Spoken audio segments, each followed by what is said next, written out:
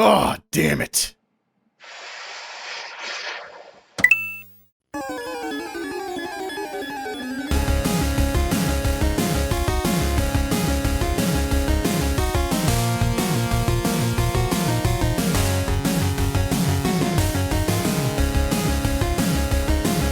Discord's like the friend of yours that's like real low-key a piece of shit, but you just love them so much that you keep them around.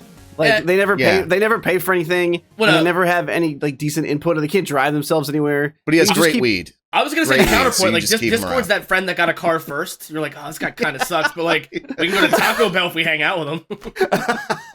And then you just have to pay for that for like 15 years.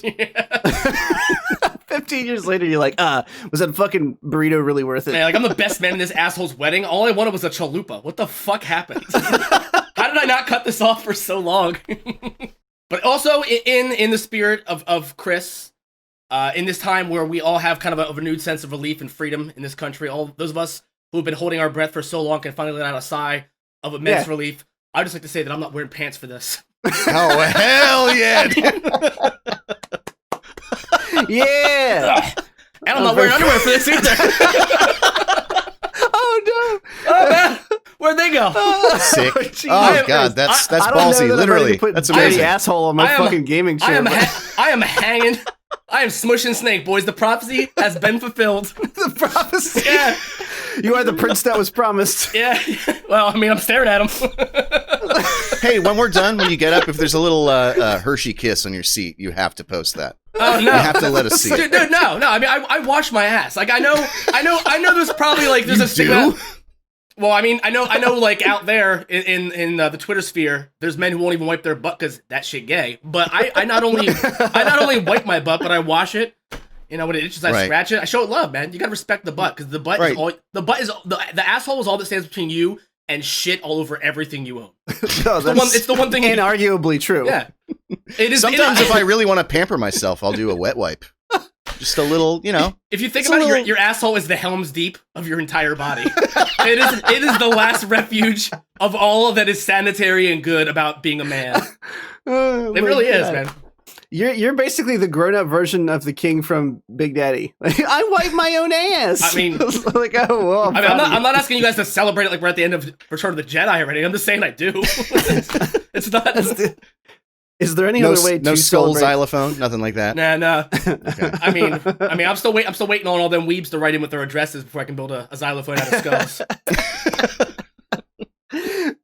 Oh my god, that's fucking good. What topic would you like to pick, Derek? What do you think? We thinking Sims for Satan still, or do you want to venture out into one of the new ones? I feel like it's like opening the Hellraiser box to ask for guys, am I really intolerant? So maybe let's go with Sims for Satan.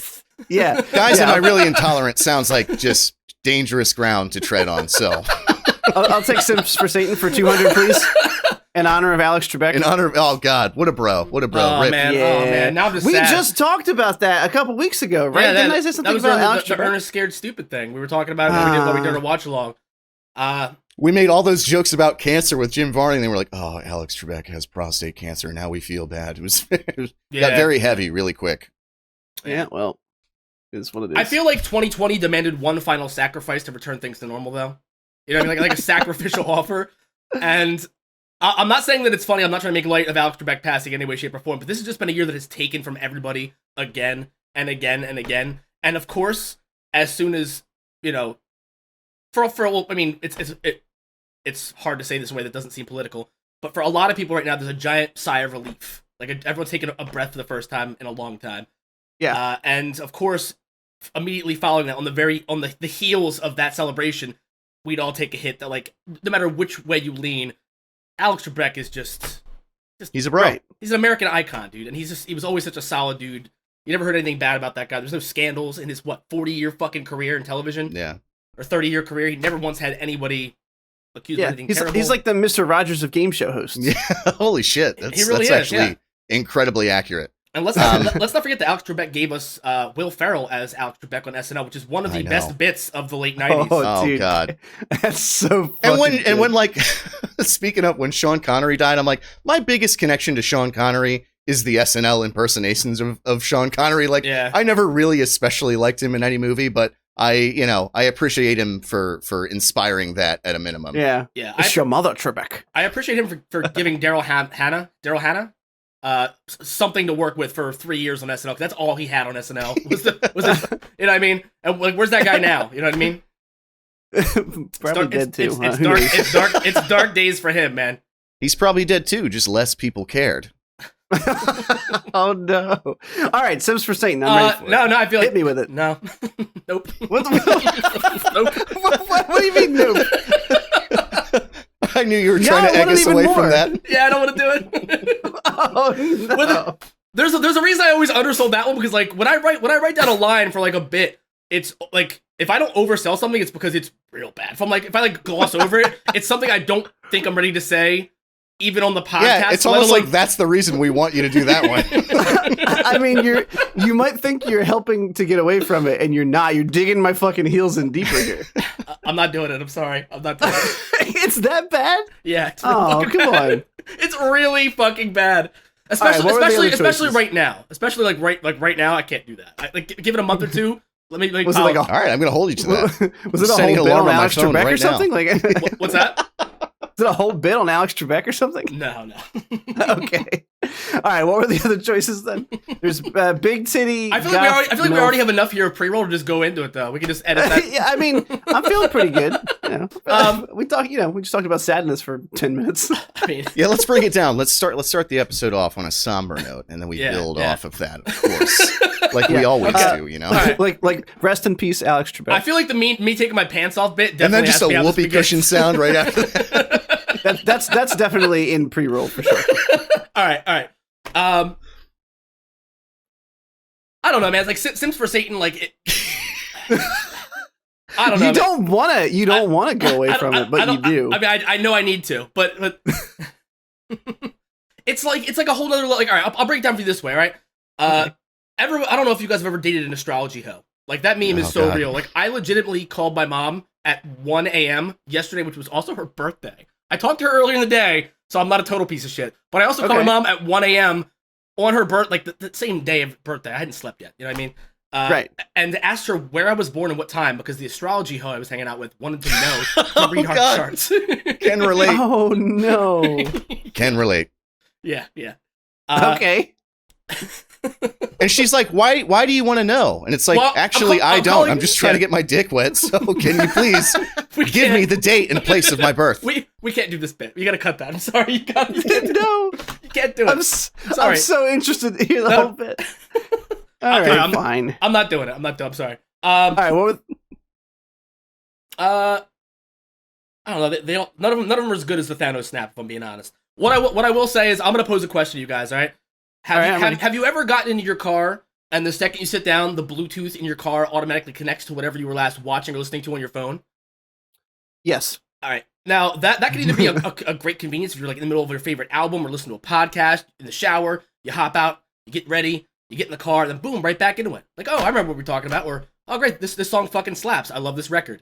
But when the console in the center of your car reads, and I quote, "Tattooed goth MILF destroyed in brutal three-way," and your volume in your car is at full blast with the windows down, the neighbors outside, you learn a lot of things about yourself. You learn like what kind of person you are. Like, do you turn the volume down right away, or do you bask in it for a second and watch them be appalled by it? Do you bask in the chaos and just let it play out? I've 100% like snuck away to the bathroom to like pull one out at like 4 a.m. before, and then when I get in the car. Same thing, center console. It's like big, fucking huge cum shot, and immediately it's like, and it's like 6:30 in the morning, and I wish I had the strength to say I turn it down or keep it on, but I turn it off immediately. Really? All right. I actually thought that noise you were making was you coming from the shame. Like it just turned you on. You're like, oh god, I'm so ashamed of myself. Yeah. Secondary question: Have you ever pulled one out at work while you're on the clock? Anybody? No. No? Oh, he's laughing. He has. He definitely has. Yeah. Oh no. They say like, I know boss gets $1, I get a dime. That's why I poop on company time. Like that whole Elmo meme. There ain't nothing overshadowing pulling one out on company time. Let me tell you. Yeah. Getting paid to coom. Now you're a porn star. Congratulations. Yeah. See you on Pornhub, baby. Yeah. See you on Pornhub, baby. Making $25 an hour to sling ropes. Could be more. Could be worse. Could be worse. See, I'm the lucky individual that's never been caught jerking it by mother when I was living at home, or wife now in our marital home. And I've also never walked into a situation where Bluetooth connects. Now I have been so we have a TV in the bedroom, and I have come very close to, like, I'm in bed, she's still in the living room, and I'm gonna put some porn on or something and jerk it real quick, and I'm like, I'm gonna cast it to the TV, and I've come like a cunt hair close to casting it to the wrong TV, and just being like, what's up? Guess what I'm watching in the bedroom? Although I feel like that would have played out in my favor, you know. I'm gonna tell you guys a story. It's like a siren song. Yeah. I'm gonna tell you guys. You know what I'm doing? Get in here.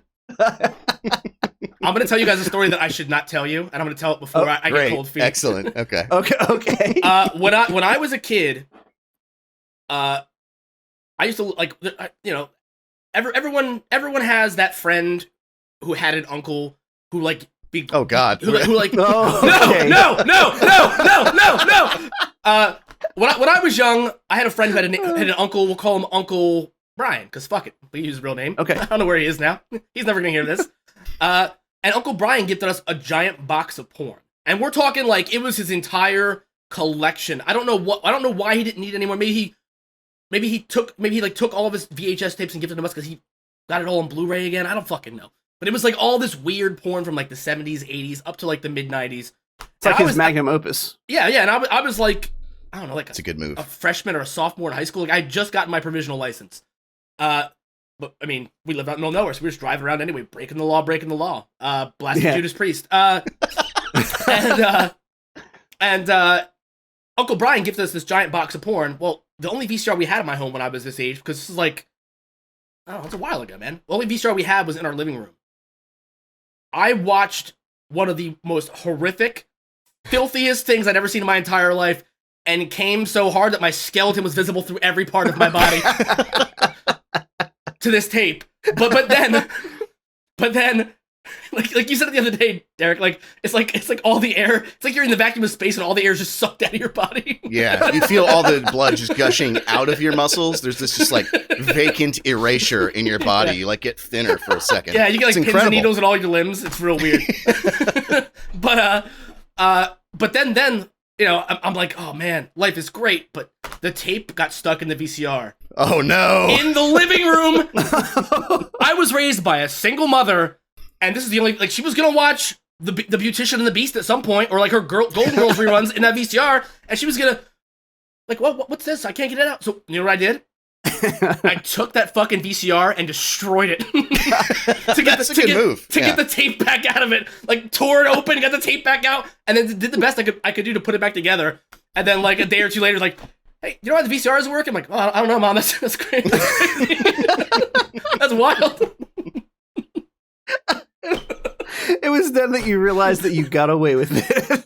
I mean, that's how you get saved. That's how you never get caught coming. You got to go to great lengths sometimes. Break a VCR, crash a car, jump off a bridge. Yeah, I mean, you can never get caught coming. Yeah, it's like espionage. You know what I mean? It's yeah. I think the moral of the story is, if you feel like you're going to get caught in an awkward situation, you just double down on doing whatever you need to do to get out of it. Whatever it is, doesn't matter. Yeah, you fucking do it. Yeah. I mean, like, don't be a human being and like admit it. Don't be an asshole. Yeah, that just ruins it for the rest of us. Just double down. Yeah, cover your tracks. If we've all learned anything in recent years, is that accountability makes you a giant pussy. Welcome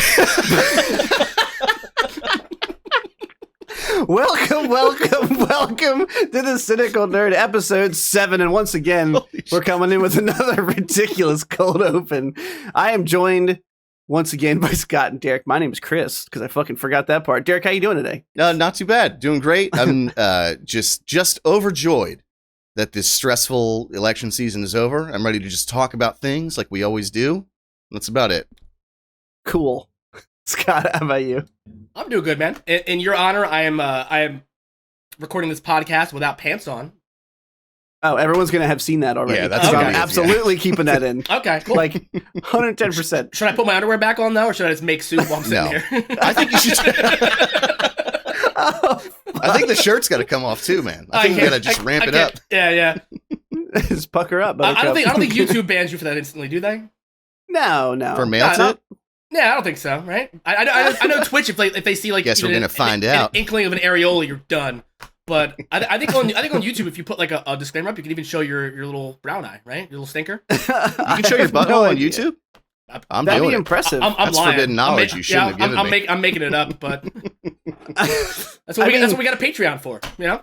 yeah. And the OnlyFans that we're not gonna tell you how to get to it. You just have to go find it. Yeah.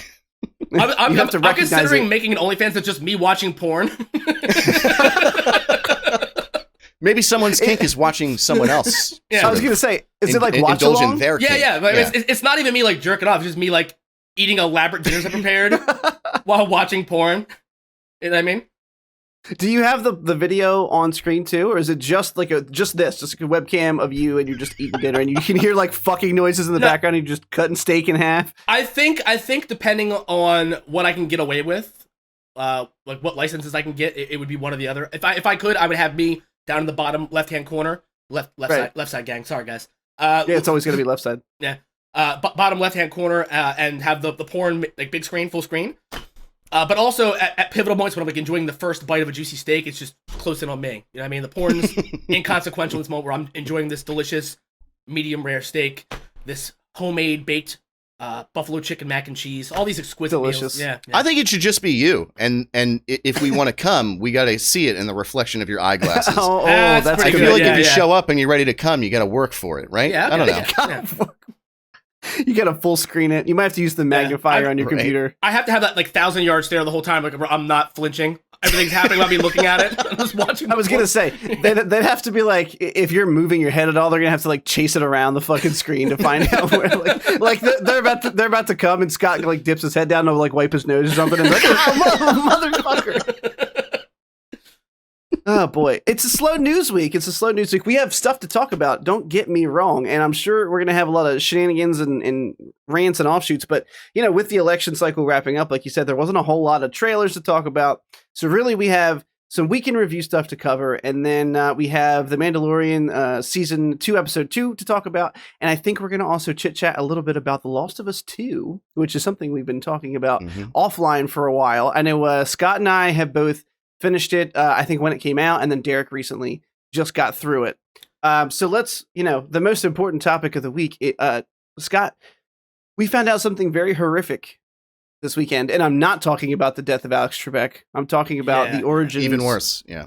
Yeah, I'm talking about the origins of manufactured or synthetic vanilla extract. Do you want to share with the group? I mean, it's my understanding that beavers extract a goo from their rectum. That is how artificial vanilla flavoring is made. Yes, we're not making it up. You should go Google this and be horrified in your own right. So my immediate reaction was bullshit. I've had vanilla before. I know there are literally vanilla orchids. There are flowers that it comes from. Lo and behold, yeah. They make sense, apparently, because those plants are only grown in a very specific part of the world. I'm mad at how much I know about this now. By the way, I want you to fucking know that. Apparently, because this flower is only grown in like a specific part of the world, like you call like some coffee Colombian if it's only grown in Colombia. It's very expensive to get like legitimate and pure vanilla extract. So all I could say is like I'll never be able to watch Angry Beavers again. Never. It's disgusting. Derek, when's the last time you had when's the last time you had beaver ass secretions? Some beaver ass? Look, yeah. I understand that like the reaction that you want to be horrified by this, but I'm not at all. I love vanilla ice cream, and it's expensive. If it was cheaper to just buy a beaver and have it shit into a bowl of ice, I would do it 100%. There's a lot of like artificial flavoring that has like gross shit behind it, and it's like just forget about it. You know what's in Scrapple? It's horrifying. Just put it out of your mind and just eat the assholes. Just eat it. It tastes good. Whatever. That's it. I'm fine with this. I'm happier for it. What's wrong, Chris? You all right? This is terrible. Oh, do you have vanilla? Oh, God, yes. He's been sipping the whole time. I can't breathe. Oh my God, I'm sorry. That's excellent. Hey, how's your beaver ass? How would you rate it on a scale of 1 to 10? I mean, honestly, I'm completely unfazed by it. I mean, that is gross. It raises a lot of questions, but mainly, like, how do you figure that out? Who was going around just licking random animals' assholes in the forest and was like, got it, nailed it, jackpot, Vanilla. Yeah. No, I think it was probably by like happenstance. Like some gross dude was just grabbing like a beaver to try and let's be real, fuck it. And when he goes to you gotta toss that sound before you fuck it. When he goes to lick that asshole, the beaver up. We all know. He's like, oh my god, I had cake that tasted just like this the other day. It's a miracle, dude. That bit. That might not have been very entertaining on the audio version because I was just quietly sobbing the entire time, but holy shit. The fact that Derek didn't notice at all and kept talking while you were sobbing is my favorite thing that's happened so far today. I noticed you start to chuckle when you realized that I was starting to notice what you were doing. Like, I had to pull my glasses off. Oh, fuck. All I can say is that is delicious, but it does feel a little bit like 7 Degrees of Kevin Bacon. Like, you know what I mean? Like, it's like that equivalent of bestiality. It's 7 degrees of bestiality, basically. Okay. I'm not inherently disgusting or evil because I'm not performing a sex act on an animal, but somebody kind of did. Yeah, and I just have to say, whoever wrote like the topic in the doc, I'm just going to read it for you listeners. If you've ever enjoyed vanilla ice cream, you've committed a secondhand act of bestiality. That was me. What a fucking sentence. Thank you. Really, really great. I thought it was you, but yeah, it's pretty good. Yeah. What a banger of a sentence. Can you just etch that into my fucking tombstone when I die? Yeah. Like, I want everyone to read that to feel trapped by that sentence, like they can never unsee it. Right. Anytime they think of you, they have to think of that sentence for the rest of their lives. Yeah. Yeah, like your children and grandchildren are putting flowers on your tomb, like on your tombstone, but they're just sobbing uncontrollably because they're so confused by it.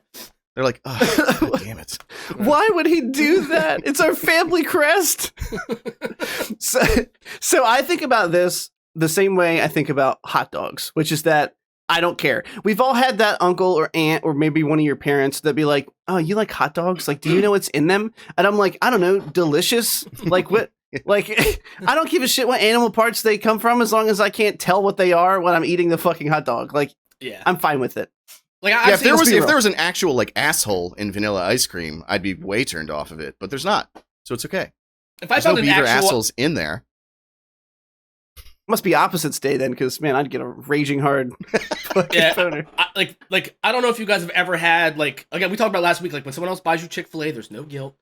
But even back before you realized that they invested some like a percentage of the profits into these horrible organizations, before we all knew that, before that was commonplace information, we all went there all the time.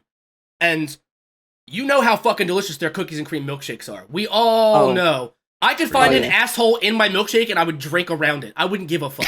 That's how fucking good a Chick-fil-A cookies and cream milkshake is. I don't know if it's the hatred that makes it so good. I don't know what they're doing, but it could be very much like the Salem witch trials where women weren't actually witches, but they were putting their period blood in food and giving it to men to cast love spells on them. Which I'm not saying that genocide is ever the answer. I'm not saying that burning someone at the stake is ever the answer. But I won't even let somebody spit in my mouth, let alone put period blood in my fucking soup. So, I mean, I feel like I'm just saying I can see where they're coming from. That's all I'm saying. Just 2 weeks in a row, you're bringing up genocide. You got a lot of thoughts in there. You're in a slippery slope. That's why we skipped Guys Am I Really Intolerant. That's why we just went right over that. I don't think wishing weebs out of existence is genocide. I think it's a conscious choice to be a weeb. It's more about the way that you said, if you could use Thanos' snap to get rid of any group of people, hey, be very careful. Yeah. Well, I mean, because I knew how you guys were going to misconstrue that, but I mean, what my mind immediately goes to, again, people on cell phones in public, on speakerphone, people who make weird furry porn where there's always full diapers on the animals. I don't know why that stuff exists, but y'all are out there hiding in the shadows. You don't know why diapers exist? It's so they don't shit on each other. Duh. They don't want to get shit in their fur. Yeah, they only want it in their mouth. Yeah, wouldn't want to waste it. Very specific requirement. All right, on to some actual fucking news. Before we spend the entire podcast talking about the secretions of beaver assholes and how they affect our daily lives. Marvel's Avengers not doing so hot. Apparently, reporting losses of about $63 million for Square Enix. Jesus. That's quite a chunk of change. I think we've all played it, maybe? Derek, have you played it? No, not yet. Okay, okay. But you've seen enough of the gameplay footage, I'm sure, to come to the same conclusions that I'm pretty sure Scott and I have, which is that, I don't know, it's kind of garbage. Like, we were so close to seeing ass right there. Just getting my underwear back on, boys. This is weird. Yeah, he was. You getting clung to your seat a little bit? I've crossed the line and I have to acknowledge it and correct it. Okay, fair. You don't want to pull on some pud while you're talking to us. Yeah, so I mean, the game's I don't know. Here's the thing. It's kind of like Destiny in the way where they go, invest a bunch of time and it'll get good. And one, I'm not willing to do that because I don't have that kind of time. And two, I don't know. The looter shooter formula, when there's no guns and you're doing like a brawler, beat 'em up type game, it doesn't work for me. I played probably 12 to 13 hours of it. I think I'd played a decent chunk of the campaign and some of the world activities. And it fell flat for me. I didn't like it. I don't know, Scott, like you played it too, right? Like where did you end up with it? I'm in the same boat. I think that the combat is fun. I think the story had potential to be interesting, but the problem was the loot system. Like 100% for me, that was the problem. I understand the need to offer people customization in a game like that, but I think you see in Marvel's Spider-Man the way that should be done, where you have different suits that give you different subsets of special abilities and things like that. But having to change out, what my pants are, my chest armor is, and my bracers every 30 fucking seconds, and it's literally they throw that much loot at you. It's like it's overwhelming, and it's so much item management that it takes you out of the action constantly just to make room for more shit that you don't want or need. Aside from that, I got about 12 hours in it before I got sick of managing my inventory more than I was killing things. Yeah. And what I played up until that point, it did have a decent story. It was cool to see it from a new character, like a new Avengers perspective with Miss Marvel. But again, you have that giant action set piece in the beginning, and it is a little misleading when you spend the first half hour of the game doing what you want to do, what you've always dreamed of doing within this world, and then backpedaling and spending hours and hours and hours to get a tiny taste of that again and again. It's just not fulfilling. It's not enjoyable. It felt like a bait and switch to me, and it felt really disingenuous. I wasn't happy with it, really.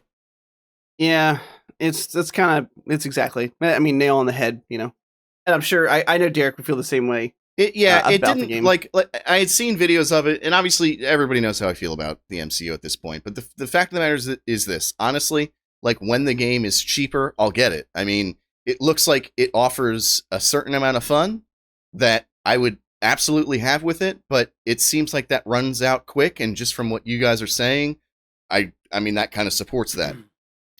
It seems kind of hack and slashy to me, and leading up to its release, I was like talking all kinds of shit on it. And honestly, like 2 weeks before it came out, one day I was like, I've been talking shit on this game and I actually don't know anything about it. So let me actually like look up some of these gameplay videos of it. And the combat seemed fun, but not great. The boss battle seemed really repetitive, like one pattern type shit over and over again. And again, like it's something I actually look forward to playing one day, but I just refuse to pay $60 for it. It does not look like a $60 game to me whatsoever. Yeah, I mean, so like my biggest problem with it early on is that they, how do I put this? These characters, right? We know even if you are like Derek and aren't a huge fan of the MCU, like what Captain America can do. You've seen how he fights. All these superheroes' powers generally, especially in the main tier of the Avengers, but with a game like this, they have to kind of lock some of those powers away behind a talent tree, right, which means that you feel like you're playing a shittier, more generic version of those heroes early on, and the combat is overly simplified because of it. Right. And it does feel very... And I've seen plenty of people, say that the combat is really great later on when you've unlocked all the moves for the characters and you're in the end game and you're just grinding stuff, and that's all well and good, but that's such a big ask. Like even one of you guys who doesn't have like a son running around the fucking house that requires, a huge chunk of my time to be a good fucking dad. Like I don't have time to invest in this game to maybe get it to a place where it's going to be fun. Right now it's a fucking snooze fest. So yeah. And that's really we talk about this a lot, right? Like we've talked about it with shows. movies. It's like you shouldn't have to invest all this time into something before it gets good. It should be good right out of the gate. And not to totally like veer off into a totally separate subject, but that's the same thing like what you're saying with WoW. That's why a lot of people end up leaving World of Warcraft. Is because when you're 18 and you don't have anything better to do, you can come home and dump 8-9 hours into WoW. Whether you have kids or not now, when you're in your 30s, it's like there's no time for that. Like you can't do it. And so if you can only put in an hour and a half a night, what are you really going to accomplish anyway? And so of course people left. And I mean, in that case, they made it easier. They made it more accessible or whatever. But it's just crazy to me that that's still a model with so many games like Destiny, where it's like, oh no, trust us. Once you dump 40 hours into it, then you get the good gear. It's like, all right, well, give me something interesting to begin with, so I can like you should be egged on toward that, not just like tens of hours of nonsense before you start getting into that stuff. It's a goofy model. To me, one of the biggest misses I think is that there isn't a multiplayer story mode so much. Like there's end game content where you can do like essentially instances, from my understanding. Right. But as far as I got into the game, it didn't offer any multiplayer. You know what I mean? And like a game like this would work really well in the vein of games like old arcade style beat 'em ups, like Turtles in Time or Streets of Rage, or a better example would be like Gauntlet Legends. Remember those games on like PS2, PS1? Hell yeah, I remember that. Something like that, where you upgrade in that way. Where it's generic for the first half an hour or so, but you're playing with a few other people and riffing and having fun and competing so you can get more kills and so on and so forth. So that first little gap of time where you don't have all those abilities unlocked and not as powerful as you will be, don't feel like just a button mashing grind so much, because there's the whole other element to it when you're playing with somebody else. And I would say that I would say that I'm happy to see that people voted with their wallets and didn't purchase this. But at the same time, I think it's kind of damning, because like this is what was expected to be a AAA like home run. And when you see them make something like this and it fall flat on its face, I feel like studios are going to view that as, well, we better not take any risks, because even when we do AAA, no brainer, we still don't make the money we want to make. I think it's a good thing that people are showing them that they're not just going to buy something because it has a brand on it.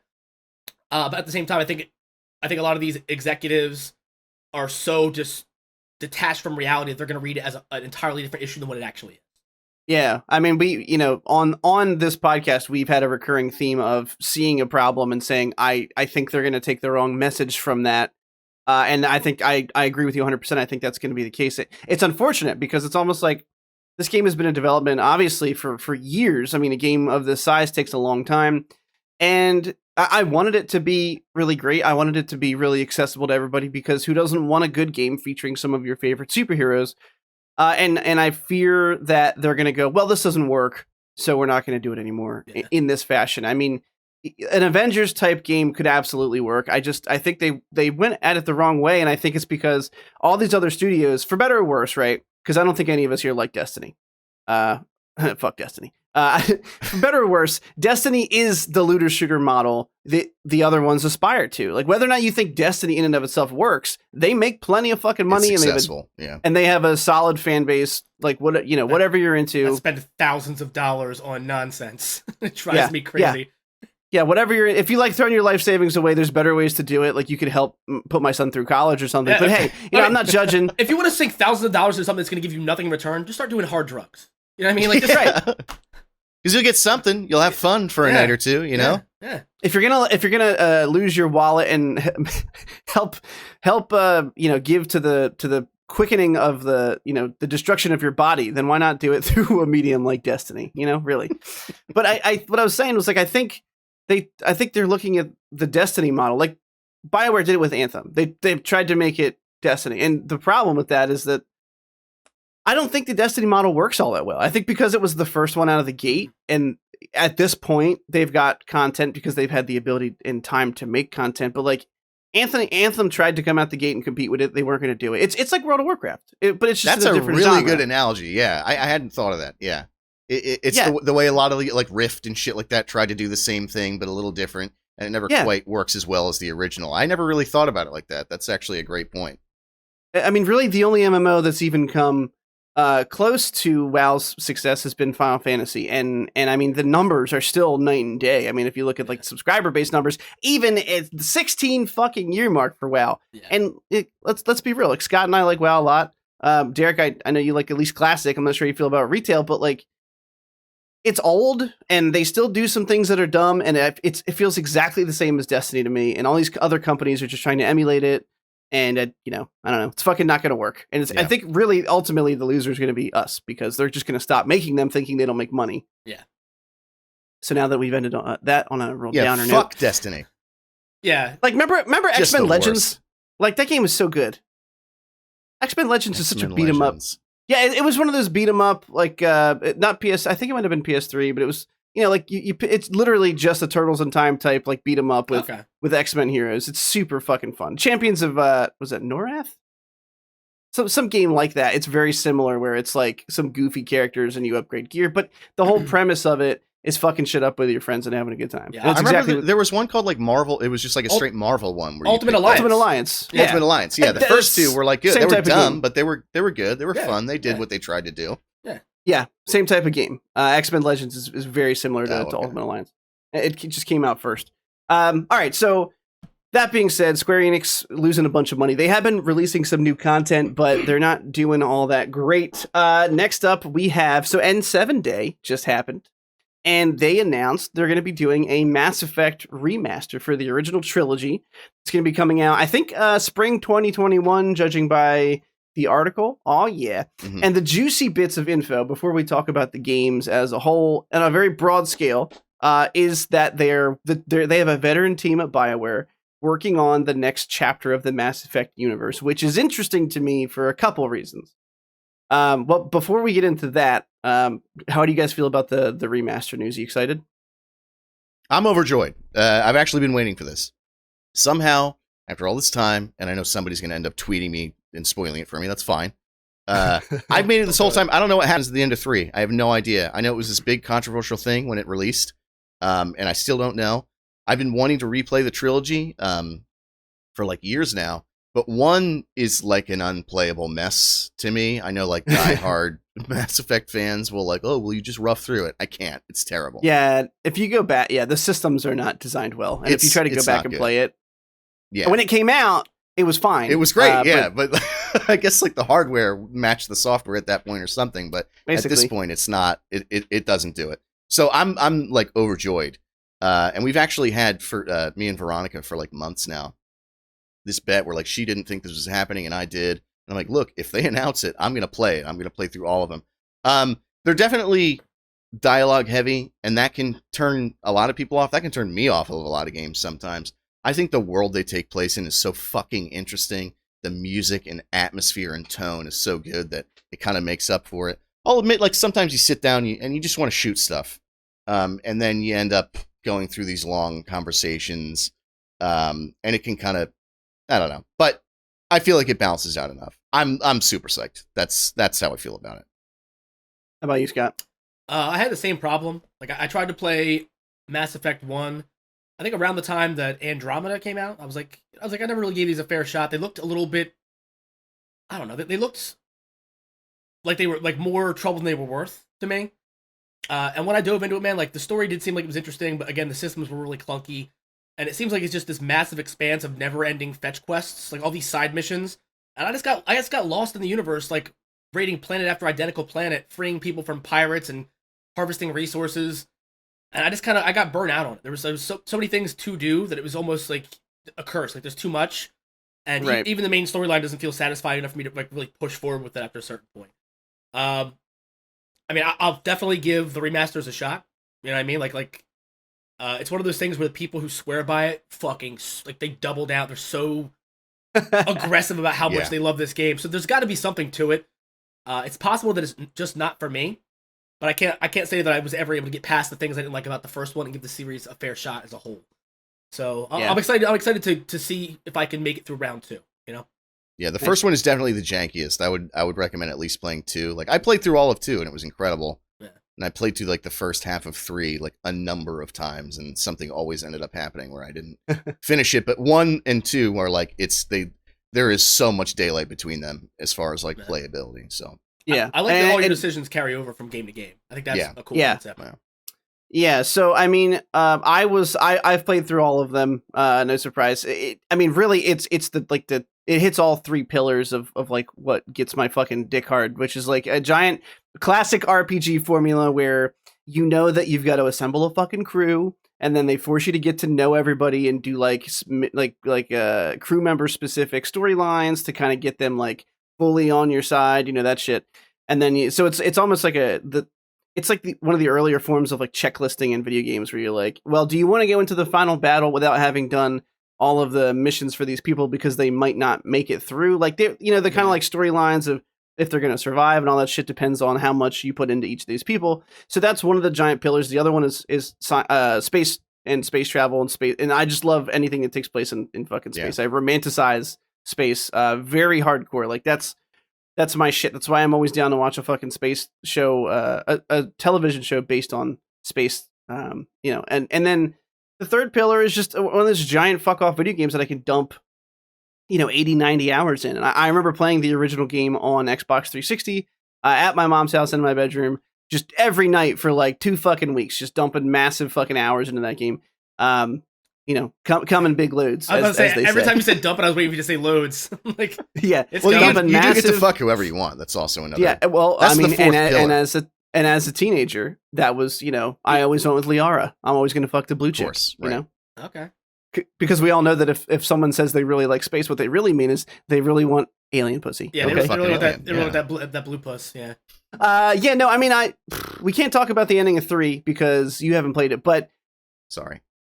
No, that's fine. I'm just trying to figure out 1 and 2, like you said, Scott. Well, and 3 take all of your choices into account, and the world is different because of them. And that's one of those like Fallout mechanics, or it's not specific to those games, but it's one of those aspects of the giant RPGs that I really love. And 3 just disappointed a lot of people in the end, and that's really all I can say about it until you play through it. But I was mostly okay with it. They actually released a patch.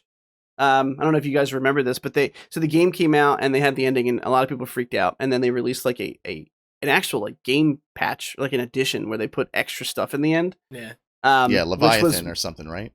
Yeah. Which I don't know. I forget what it was called, but yeah, it was a separate thing. And then some people were still not happy because you can't fucking please everybody. And look, it's like it's an impossible battle because you're trying to please millions of fans around the world who all have unique progression paths through these 3 games and all expect very specific things out of the ending. You know what I mean? Yeah. I'm excited about this. I'm also excited about the news that they're working on the next chapter. And like Scott said, you mentioned Andromeda. Andromeda was not well received. I liked it, and I understand it's probably my space RPG bias, but I thought it was fun, and it at least... The thing about it is, when you played 1, 2, and 3... Oh, you meant your space RPG? Okay, I thought you were saying MySpace, one word, RPG bias, and I'm like, I don't understand that joke. Yeah, my space RPG bias. It's it's on my resume for right next to OCD is my space RPG bias. So when you've played in that world and you're so invested in those original games and the universe that they take place in, like you just want more of it. So yeah, Andromeda wasn't perfect, but like. I don't know. I still liked it. It was janky as fuck, though. You guys remember all the fucking memes of like horrible face animations from Andromeda? No? Yeah. Oh, it was bad. Yeah, no, I remember that. I thought you were gonna say something about the gameplay. I was like, nope, never touched it. I actually thought the gameplay's pretty good. Yeah, the gameplay's great. Like it's pretty tight. They carried on the Mass Effect 3 where they were just refining it and making it more fun. The combat's fine. It's no problems with that. But your opinion on it, like Veronica is a super fan of Mass Effect, like mainly the trilogy, but she says the same thing about Andromeda, that people kind of went a little too hard on it. Like it wasn't great, but it really wasn't the worst fucking thing in the world. Oh, definitely not. So, no. And I played a good amount of it when it dropped, and yeah, I mean, I think when it dropped, like literally that first week, it was really buggy, but after that they patched a lot of it out. Because by the time I played it, there was every now and then you ran into something that sucked, but the actual gameplay, like the action of it, was fun as shit. Like it was a good time. But yeah, I don't know. That one I never beat either. So fair enough. There's that little asshole I was missing. How you doing, big guy? What's up there, You still drinking that vanilla? He's good. He's good. Just had to get an extra shot in my cup here. Got to get a little more asshole in here. I'm ready to go. Big sip. There you go, bud. He likes it. Oh, that's kind of fucked up. You're making him drink his own spunk, basically. It's not spunk. It's just butt stuff. Oh yeah, because that's way better. I mean, probably. I don't know what you should make. We should make a new celebrity deathmatch show in it, but it'll just be like bodily fluids, like spunk v death. What's the worst to drink?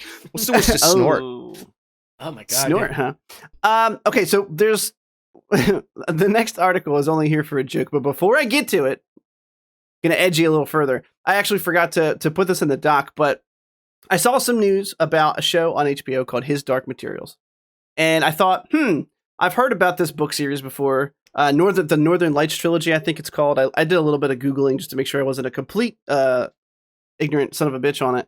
I had never. They made a really shitty movie, or at least I heard the movie was really shitty a while ago, based on the same topic. That was the Golden Compass, right? Yeah, Golden Compass, because I'm pretty sure. Oh, okay. I didn't realize.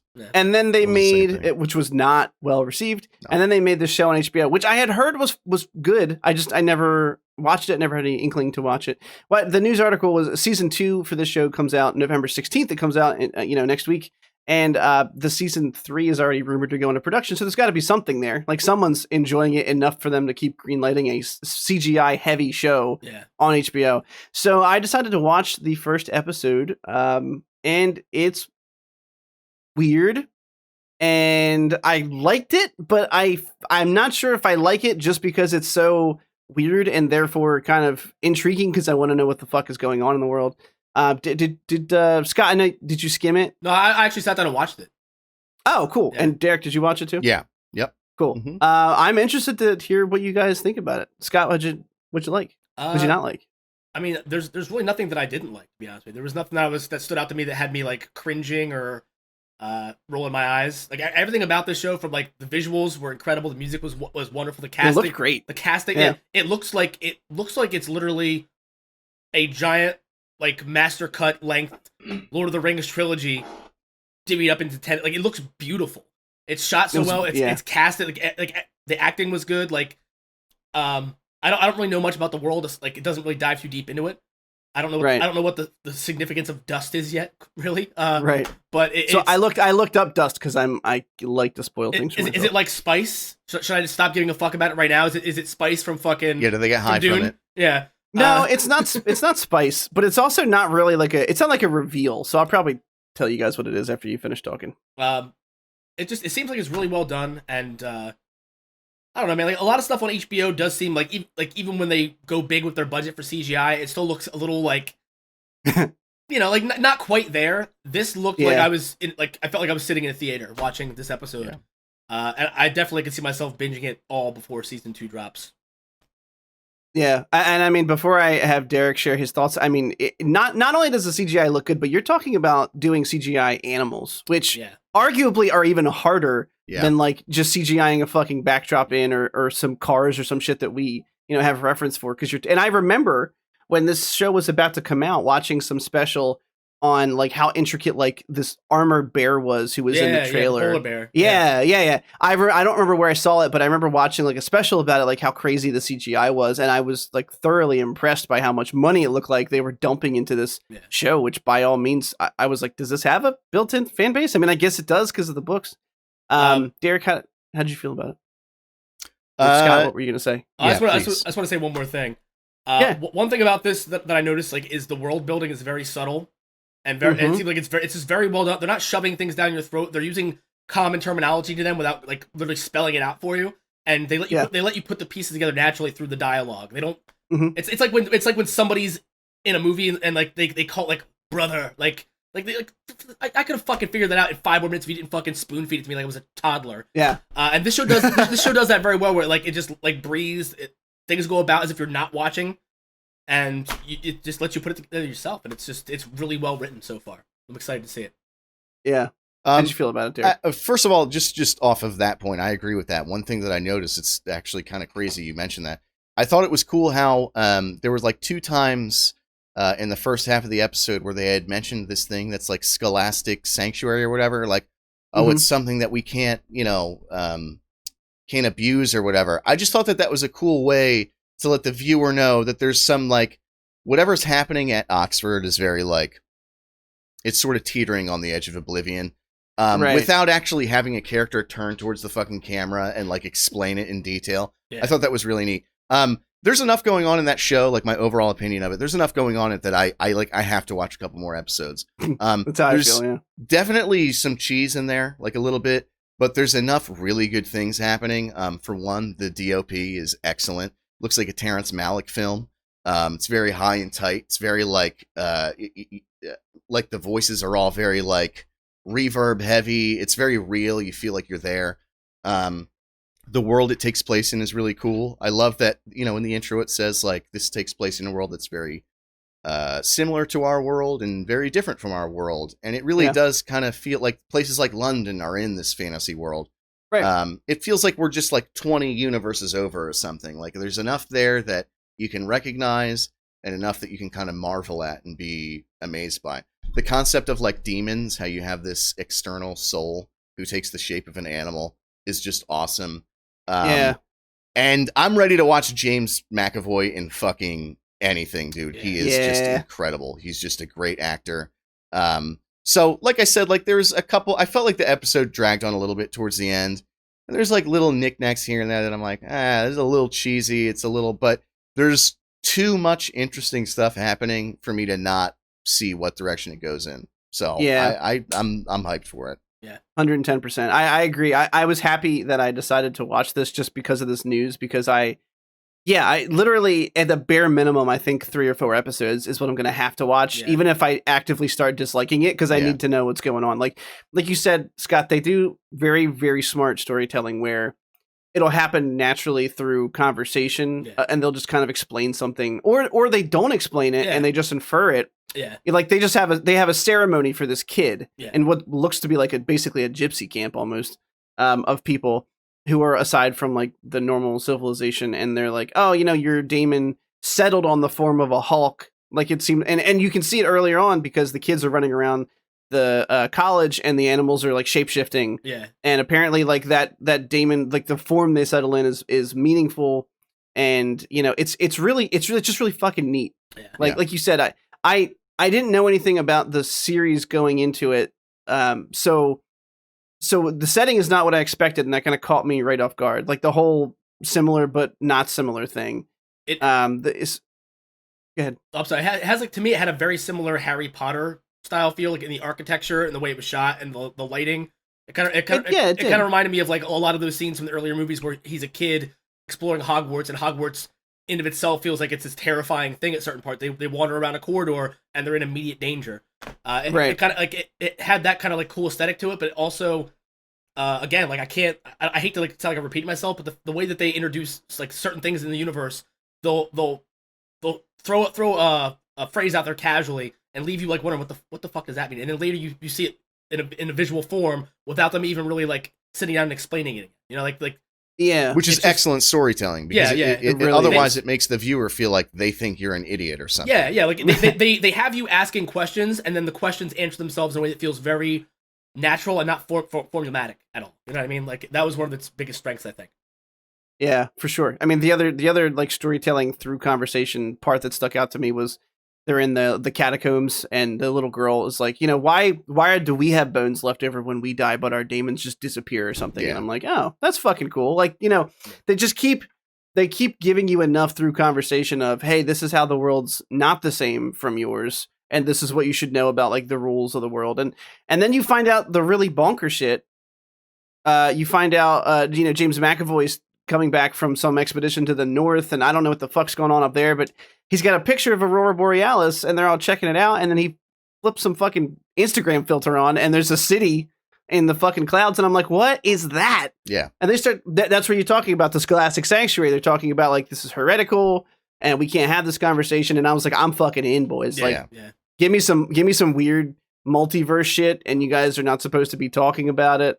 I'm down 100%. So the fact that I have at least a season to watch, and then another one's coming out soon if I continue to like it. Yeah, and everybody's voice, like, every actor they picked, like, when you guys watch if you didn't notice it in the first, just pay attention to it in the second. Every fucking voice in that show is like a joy to listen to. Like they all have just excellent voice. They all sound like voice actors. Like it's just booming fucking voices. It's incredible. I also didn't realize that the daemons talk right away because they don't really show it. You know, like the kids are running around, and then all of a sudden, I forget who it was, but someone was just started talking, and I was like, "Oh shit! Oh, it was James McAvoy." Yeah. He's the on the mountaintop. Snow, Yeah, she's like, favor the north side. I was like, "Whoa, okay." Yeah. Oh shit! Okay. Because, so basically what we're saying is Scott's daemon is the beaver, and he don't put that mantle on me, bro. Don't you put that Ricky Bobby evil bullshit on me. I mean, he's behind you. Yeah, so he's hanging out. He hasn't talked yet, though. It's true. Yeah, it's true. Yeah, he doesn't talk. And if that's the final form of my demon, I might as well jump out this second story window right fucking now. And break your ankles? It's only the second story. Yeah, you're fine, bro. I'll break my ankles and then crawl into the street and wait to get hit by a car. How about that? Is your beaver going to carry you back upstairs? No. No, that's the point. So, I mean, so I'm glad you guys all watched it. I was going to watch it regardless, just so I could, mention this news and not be a total cretin and have no background for it. I'm going to continue to watch it. I mean, I agree the first one felt to drag a little bit towards the end, but I think they were really just trying to like properly set the stage and go, here's all these story threads. And now we're off to the races. So we'll see. We'll see how it goes. I'm on board so far. And that's so season 2 comes out November 16th, and then they are apparently starting production on season 3 now, which shows a great sign of confidence by HBO to dump all that fucking CGI money. All right, next up in the list. So look, Stargirl is something I have not watched, and I probably will not watch it. I've surprisingly heard good things about it, but I'm probably just not on board. The costumes look worse than the worst thing I can think of on the CW. And I have no appetite for it, but I have a question for you guys, which is if you had to summon, let's say you ate total hypothetical, a Pizza Hut pizza, right?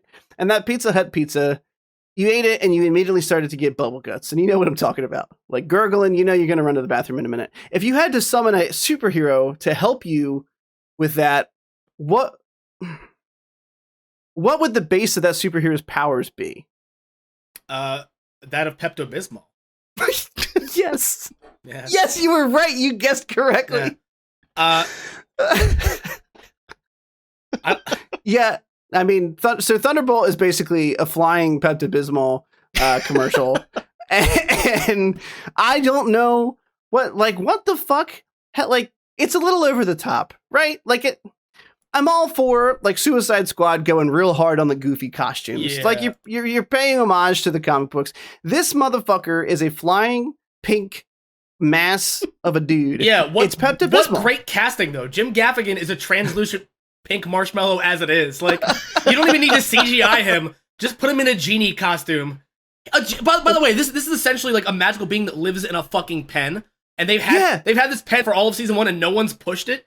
Like, I know we don't write checks to pay for things anymore, but you wouldn't fucking why do you carry a pen if you don't need a pen? No one's used a pen in the entire first season. I did think that was a little weird. Like the way they posted in the article, it's like, who knows how long into season 2 until they click that pen. I'm like, wouldn't it be the first fucking minute of the first episode? Like, why else do you have a pen? Yeah.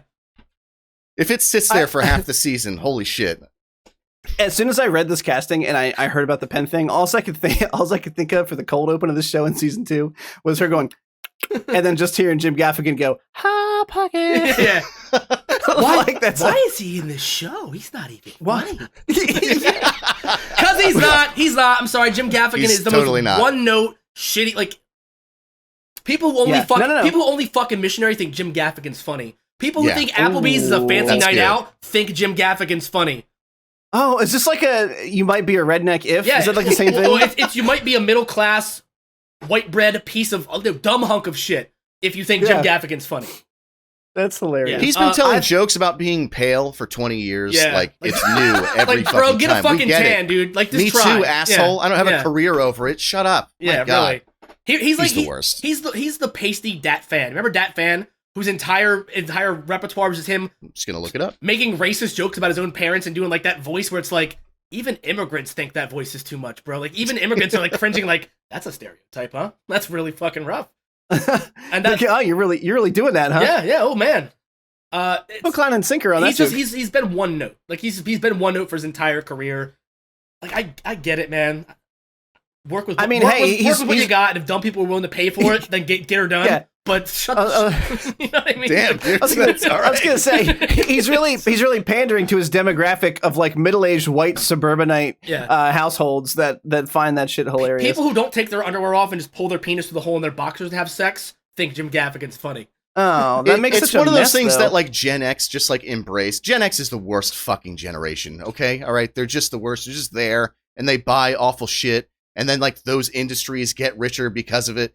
Jim Gaffigan is a fucking Gen X comedian, and they keep buying his shit. That's why he's still relevant. That's why he's still around. That's why he's fucking Thunderbolt in this new show. It's Gen X. That's my Thanos snap right there, Gen X. Man, that's that's real dark. Oh, Jesus Christ! But what I'll say though, I'm sorry. Go ahead. No, you're good. Go ahead, finish it up. Because I have one more like outro thing to say, then we'll move on. Okay. What I will say is he does have a very unique voice, so for him to play a CGI character makes more sense than for him to be on screen in any other form. But at the same time, though, like I just want to say that because of the conversations we've had over the last few weeks, since DC Universe has made its seamless transition to HBO Max, I have dove in headfirst to all these DC shows. And all I can say is it is so fucking brazen of them to have already doubled down on Stargirl for season 2, when literally every show, from the dialogue to the acting to the costumes, is an unforgivable shit show. I tried to watch Titans and made it 20 minutes into the second episode before I had to tap out. I've tried to watch Batwoman twice now. I still haven't made it past the end of the first episode. And I don't get it, man. It seems to me like that the most compelling and genuine thing on that entire, or that exists on that entire platform, was the Harley Quinn animated show, where I will say the relationship between Poison Ivy and Harley Quinn, the romantic relationship, is one of the best written romances I've seen in comic books in like 30 fucking years, in my entire lifetime of reading comics, with the exception of the Cyclops, Jean Grey, and Wolverine love triangle, which was always kind of forced. And if you want to fuck the bad boy, do it, man. Cyclops would probably be into that shit. The only problem he'd probably cuck it from the corner. The problem is he would cuck it, but he can't watch because he just incinerate them with his laser eyes. He can't watch. He just has to listen and like try to rub a sad one off face in the corner. Does Cucklops work at all? It does. Can we call him that? Yeah. Cucklops? Episode 7, Cucklops. I'm going to do it. I'm going to see if I get further than you in Teen Titans and Batwoman. I'm going to do it. I would say the only thing I would recommend either of you watching, I could have told you not to watch them. Like I told you not to watch Teen Titans. You did, I tried. But I felt like I had to at least try. You should. I'm definitely going to finish Doom Patrol, because that show, besides having like watch that, besides having like shitty costumes, but like you have to forgive it, it's because funny. the show is just fun. Yeah. The writing's fun. It's weird as fuck. Like not to spoil anything major, but like the whole like first story arc takes place with like the inside of a fucking donkey. Yeah, and it's weirder than you even think from hearing me say that out loud. Yeah, what? I watched the first episode and I don't remember that. Yeah, maybe it's like the first story arc. It's like the first like 3 episodes. It's not the first episode. Is there any flavoring you can harness from the inside of a donkey? If you could, I feel like it would be like caramel. I want legitimate answers. What do you guys think would be coming out of a donkey? Right now, on the spot. Something spicy, like habanero essence.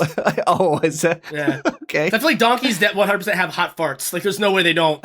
Yeah, and they're all a little wet, just a little. Yeah. Like every time a donkey farts, it's potentially an emergency. Yeah. Okay, so I just wanted to give a brief overview. And you actually, the point I was going to make about Jim Gaffigan and only his voice being used was you made that point. So the only thing I will say, just in case anyone is legitimately curious, Thunderbolt is a pink electrical imp in the land of Bodnesia. What the fuck? He has the ability to grant wishes, but as his bio states, the wishes he grants often cause more trouble than the wish asker would ever expect. I don't even know. Oh, so it's the old monkey's paw thing. He's a monkey's paw, yeah. Yeah, exactly. He's a monkey's paw. That's all I'll say about it. I mean, look, I would pay to see Jim Gaffigan as the voice of the evil genie from Wishmaster before I'd pay to see this. If you're gonna do the whole like wishes will betray you thing, make Jim Gaffigan the big bad who's like dismembering people leprechaun style, and I'm here for it. Imagine a horror movie where Jim Gaffigan is the antagonist. Think about it. I'd pay money to see him just be not done up in any kind of costume, and he's not just a VA. He's just Jim Gaffigan. Like, that's who he is on the show. They click the pen, and then just Jim Gaffigan is behind you. Like, do you want any wishes granted or anything? Hey, yeah, no, I can hear his voice in my fucking head. He has a pocket protector. It's a nightmare. It's...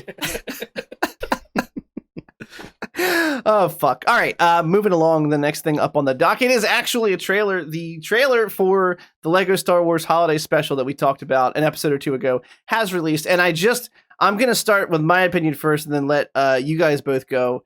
It was a fucking joy, and look, like, if you remember, like, the LEGO movies and the charm they had, if you just translate that to Star Wars, it's basically like Robot Chicken Light. Like, there's no horrible... like incest jokes or like Palpatine getting hammered, but like it was just a lot of fucking fun, and the trailer was exciting, and like I'm gonna watch it because it looks fun. It's obviously geared towards kids, but like, look, I'm still fucking 16 on the inside, so you know it looks fun. What do you guys think about it? I was absolutely in love with it. I thought it looked incredible. Nice. I already expected it to be good, and it was even better than that. I really don't know what to say about it, what we haven't already said about it, so I'm just going to say my two favorite parts were, for whatever reason, in this recent, like, blast of Star Wars content we're getting, my favorite thing is when they just have two stormtroopers just, like, broing out. Like, it feels like every piece of media they have that. And the part where they're like, pod racers, Jinx, oh, double Jinx! I don't know, that was just, like, hilarious to me. And then, of course, the very end, where it's like, these binary sons. I just thought those two jokes were like fucking incredible. Dude, I don't know what else to say about it. It looks really good. There's a lot of stuff in there for longtime fans, even though this is clearly geared towards kids, like the old Han and young Han. But you want to shoot first or should I? Like that whole little bit had me dying. Seeing like the subtle nods to like the Max Rebo band in there was really cool. Yeah. It's gonna be silly. It's not something that I think anyone should take seriously. I guarantee you there's going to be someone out there who has the potential to suck the joy out of anything that hates it for whatever reason they want to find to hate it. But it just looks like it's going to be smile ear to ear the entire time. If you're a longtime fan, it just looks like it's going to be fun. There's nothing to dislike about the trailer. Yeah, it just looked like a blasty blast, if you will. Yeah. So there's something introduced in Star Wars Rebels that I think is being used here, and I don't think you guys watched it, but there's there's something they used. It's a spoiler, but you know the last season stopped quite a while ago. There was something they used that was very interesting that basically introduced the ability for Star Wars to use the MacGuffin of time travel in the future if they ever had to. Yeah. And I know that I don't know if you guys read about this at all, but there's something introduced in Rebels called the World Between Worlds, and there was a Jedi temple on Lothal that basically had this doorway. And if you could I forget the specifics, but Palpatine was specifically looking for this temple. And if you could get into it, the visual was pretty neat. It was basically like a bunch of doorways connected by light paths, and you were like in the Force or whatever. And they implied very heavily that you could step between like major events through this thing. And it never happened. And a lot of people thought like maybe they were setting it up to be introduced in like Rise of Skywalker or something. That didn't happen. But it's there. It's essentially the quantum realm. Basically, and through the Force, and they more or less, it looks like that's how Rey is going back and talking to Darth Vader and all that stuff. And from what I read, I think they intend for this to be canon. I mean, like it's like loose canon, obviously. Right. That could be wrong, but all Star Wars canon is loose canon. Well, that's true. And I mean, if I was a better host, I would have moved this to go right in front of our Mandalorian episode to bring that very fact up and talk about something, but I'm not. So now you got to suffer with me for a couple more articles before we get there. Yeah, I agree. It looked like a fucking joy. These jokes were awesome. Yeah. Like I said, the podcast Jinx thing. It like I said, it's like Robot Chicken Light. It's like super fun and enjoyable. Yeah. I'm looking forward to it. So I think we all know though that the only non-canon that is still canon in our hearts is Shadows of the Empire, boys. We know. Look, I'm about to turn your brain into shit. I never played it. Never played Shadows of the Empire. This is the book. This is the book right here. Yeah. Oh, okay. Well, I never read it either. Oh, dude, fucking fan. I'll let you borrow it when I'm done reading it again. It's fucking please. Takes place between Empire and Jedi. Well, Han Solo was captured. and it's them trying to find him back and trying to fight back against Prince Exer. Word. Very nice. Yeah. Our next. If I can cut you off, I absolutely must take a piss right now. It has to happen. Oh, it's fine. Okay. All right, I'm gonna do it. Mm-hmm. All right, have fun. I'm gonna break formula today, and because this is a day of renewal, a day of coming together. I'm not gonna talk shit on something Derek loves.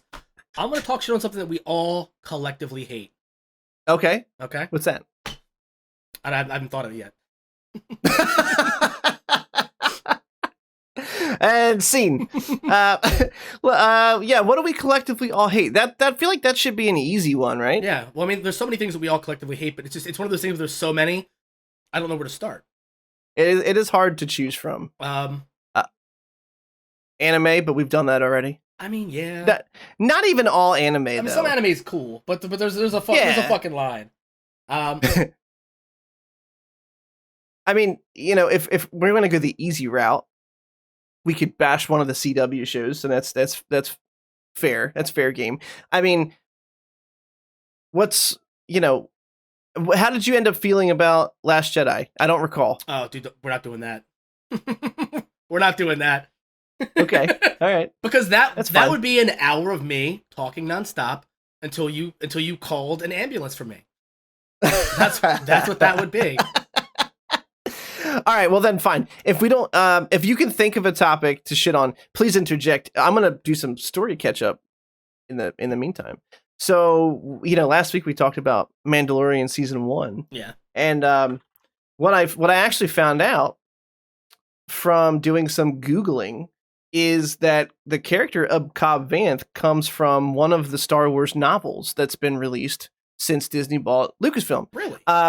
Yeah, remember the Aftermath series of novels? Yeah. I did not read those, unfortunately. I did not either. It's actually the only Star Wars books that have come out since they relaunched them that I haven't read, surprisingly. Because I heard they were all kind of like okay, like they weren't bad, but they weren't good. Yeah. But from what I understand and from what I read, Cobb Vanth is a character introduced in that series, and he's not like a main character of the arc. What it seems like is he is a character that has one chapter per book dedicated to him. It's like this weird little side story. Okay. Of like they introduce all these things. So the only reason I bring this up, Derek, we're talking Cobb Vanth. Okay. The only reason, so I'll do a 10-second recap since I just did it. But Cobb Vanth was introduced in the Aftermath books, which I actually didn't read and didn't know that. So I found that out this week. So he was given like a chapter per book, and there were a couple differences between his appearance in the show and the books, and that's why I was making the loose cannon joke. So apparently, the last chapter in the third Aftermath book, he helps them by teaming up with Tusken Raiders. So like that whole exchange in Mandalorian, that whole exchange in Mandalorian, they were like, well, either this was their attempt to flesh that out from the books, or they just kind of like softly ignored it, because the character is apparently basically the same dude, acts the same way. He comes across the armor and all that stuff. I just thought that was cool, and I wanted to bring it up because I'm sure if anybody out there happens to be larger Star Wars fans than us and read those books, is probably going, he already existed.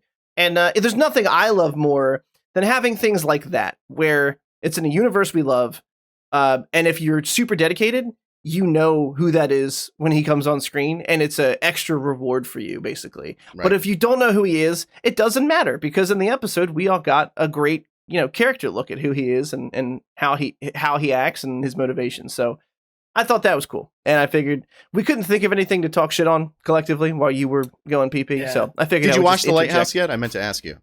I didn't. I was going to bring that up before we did the Mandalorian thing, because I was going to bring up our very first email from Jesse. Oh shit! Oh yeah, okay. Our very first email. Question. I might as well do it now. Questions at thecynicalnerd.com or hashtag AskTCN if you want to ask us a question on Twitter. We will certainly bring it up and discuss it in next week's podcast. Jesse basically just requested that we do a segment about The Lighthouse and our thoughts for and against it. And I was going to watch it for this week and ended up not being able to find the time. So Jesse, you have my solemn promise, regardless of how busy next week's news is, we will work in a conversation around The Lighthouse. Oh, yes. Okay. And my thoughts and feelings on it. Maybe we'll do a little prep work ahead of time. I'm not sure how in depth we want to get with this. I mean, I'll watch it again. Me too. By prep work, I mean it. how many times do I want to pull it to the mermaid scene that I know is in that movie? I don't. It's the best prep work there is. Good luck getting one out to that, man. It's only like 15 seconds long. It's pretty sure you gotta be quick. Yeah, you'll make it. I only need 5, boys. Fastest come in the West. Pew, pew. Fastest should be fastest fap in the West for the alliteration. Yes, absolutely. Yeah. I am a sucker for alliteration. Thank you. Fastest fap in the West. I'm going to let Scott take away this next story because he's the one who put the article in it, and I think it's really interesting. There was an article on the Nerdist about a new book or a comic coming out called Dracula Motherfucker. Yes. And, you know, like we said, it's kind of a slow news week, what with the election just having wrapped up. And that being said, we were digging for some articles to talk about, and I thought this was really fucking interesting. So would you like to share with the boys and girls? Yeah. It's a book called Dracula Motherfucker, which right out the gate, killer name. It was on board. It's pretty solid. It's coming out of it's being printed by Image Comics.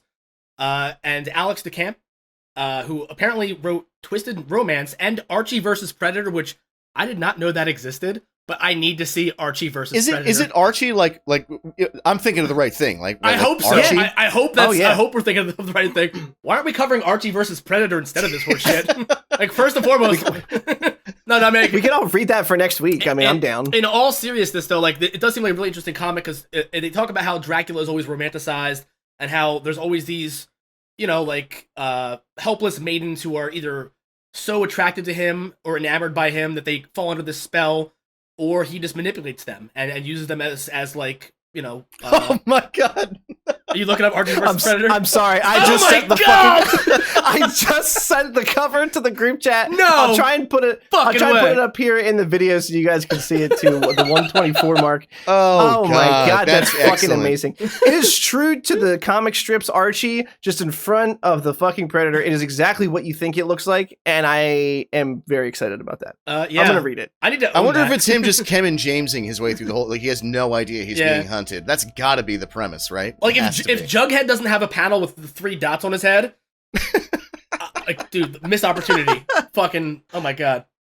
There's no way he doesn't. Yeah. All right. So I'm sorry to cut you off. No, that was definitely more important.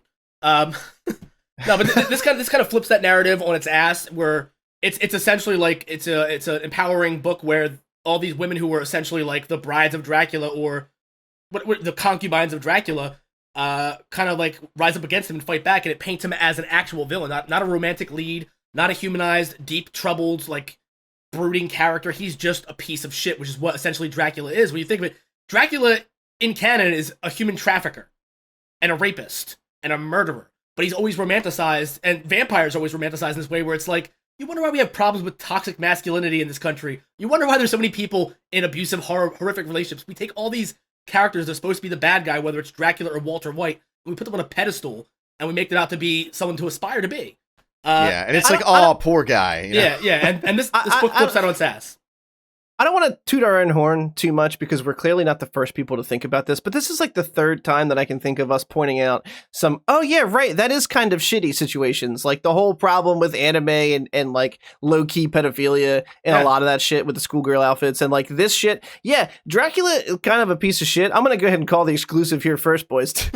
The cynical nerd really pointing out, really taking it to the man. Yeah. Dracula really is a cunt when you think about it. Obviously, this book pointed it out much better than we can, but yeah, you're right. He's a giant bag of shit. Yeah. But I mean, the art style of this also is something to be noted. It's incredible. I read a quote within the article. Let me see if I can find who the artist is. I'm sorry, guys. I was not prepared to take the lead on this one, and that is. I'm sorry. I'll put your name in parentheses or something in the future if I want you to do it. Oh yeah, I have no problem here. It's just a testament to what an unprofessional hack I am. Hey, listeners, we're making this up as we go. That may be a revelation. Every single week. It's just we pull out of the station. We don't know where this fuck train's going to end up, boys. Yeah, I mean, really, if we're being honest here. But God damn it. We're always pulling this fuck train up into cum station is what I'm saying. Yeah, dude, 100%. Thanks, Derek. I'm always here for a cum joke. I'll never grow out of cum jokes. Yeah. It's my like what's the word I'm looking for? my predisposition to making cum jokes has increased exponentially since we started the podcast. Mostly because I feel like it's the most sure I am that the joke's going to be a hit. Yeah, we're enabling you a little bit. Yeah, that's 100% enabling on the cum jokes. I'll just say while Scott's looking that up that like I read this and I immediately decided that it was going to be awful based on the title. Really? Yeah. Oh, okay. I hate, like, we've gone over it before, like Samuel L. Jackson is motherfucker and I think that's where I went, like, with the title. Okay. And I had made it like 2/3 of the way down this article, and I stopped reading because I was like, I want to read this. I don't want to know anything else. This sounds amazing. Yeah. I love when you have an old story told through like a modern lens. I think that a lot of the times it comes out bad, but when it's good, it's so fucking good. You guys might shit on me here, but like the Romeo and Juliet movie with Leonardo DiCaprio from 1994 and Claire Danes. Terrible dialogue, just unwatchable. Well, it's the original dialogue. I'm kidding. I'm kidding. Okay. I'm just fucking with you. That one went way over my head. I'm just fucking with you, Daddy. I think it's cool to take, you take these ancient stories in the way that, like, the social norms then, and you look at it through the lens of today, and I think you get some really interesting revelations about that. That's all I have to say about it, because like I said, I'm reading this. Like, I'm actually I'm super interested in this. I'm all in on this one. Yeah. Also, the artist, I'm sorry, it took me a little bit here, guys. Erica Henderson, who is best known for her work in Squirrel Girl, as well as Archie Comics, which, to me, seems way out of left field, man. I never would think that this art style would come from somebody who did Archie Comics. But it's said in the article that she doesn't paint in realistic colors. She paints in moods. She paints in atmosphere. Every panel is to depict an emotion. So you see a lot of. It looks great. Yeah, you see a lot of like a lot of it looks like very like. God, it's gorgeous. It looks like it looks like something you'd see like on the wall of the Sistine Chapel, like for a lack of a better example. Like, it just looks like it's out of a different time, some of these panels. And then some of them are very modern, very kind of like, I don't want to say creep show, but I get a little bit of a vibe of that with the color schemes and the way the panels are worked out. But it looks gorgeous. It sounds really interesting. And like you said, like a fresh perspective on an old story like this, to see someone who deserves to be demonized in every sense of the word, who is literally a demon, not portrayed as like, the romantic lead or as something to, lust after. Yeah. Cool. I'm also looking forward to it, and we'll definitely be reading it. And when you said Squirrel Girl, it kind of rang up. I didn't read any of the Squirrel Girl stuff, but I know what a lot of the more modern storylines, kind of covers. I think I'm going to get a lot of hate for it, but I think the character's kind of fucking dumb. And sorry, she's apparently beaten Thanos' ass. What? So Squirrel Girl? You think that's a stupid character? Yeah, I do. I really do. And I understand. What are you basing that off of? Yeah, like I don't know. This is coming out of left field, Chris. This seems my own inherent bias. Apparently, you called me on it last week saying I was just being cynical for the sake of being cynical, and I feel like you're pulling one of those on us right now. Yeah. Oh, I absolutely am. I'm aware of it. Disingenuous hatred of Squirrel Girl. Absolutely, just because her name's Squirrel Girl, huh? Yeah. I thought you loved alliteration, Chris. Well, I guess that's not alliteration. It just rhymes. I was waiting to see where you took that. It's not alliteration. Yeah. Wait, it doesn't even rhyme either. Wait, what? Squirrel Girl? Yeah. If you say it real fast, if you say it like you're Dora it's like Squirrel Girl. If you say it like you're Dora the Explorer, it does. You know what I mean? Like, look, it's a slant rhyme. Such a fair point. So hard to argue with that. Also, just like to say, there's a follow-up article immediately below this one that's horrifying. The title is "Her Belly Keeps Growing. Doctor sees scan and calls the cops." What the fuck? I don't even want to know. I like the mystery. But the images of this lady with one of those obviously photoshopped gigantic bellies where it's like the size of like a Taurus. It's fucking horrifying. Jesus. Yeah. And there's pretty bad. It's always like a fucking alien curled up in there somehow. Like the fucking sun or whatever it's called. Like the little gray boys. Like the big black-eyed gray boy alien. You guys know they have a sex toy where you can fake impregnate yourself with an alien egg? That's a real thing. Yeah, no, Yeah, that's if I didn't have knowledge of that, I would think that you're fucking with me 100%. But it's very real. Yeah, there's little eggs that it like implants in your pussy that you then have to like shit out later, or your little butt, or your beehole. You're right, or your beaver butthole. Yeah. Scott and I are trying to be inclusive here, and right. I might have 5 of them in the closet. You don't know. Yeah, right. Chris is like, wow, that's interesting. I've never heard of this before. Wow, okay. Definitely. That's very brave and it's explorative of your body. I think we need to introduce a new segment on the show called "Burn the Internet to the Ground."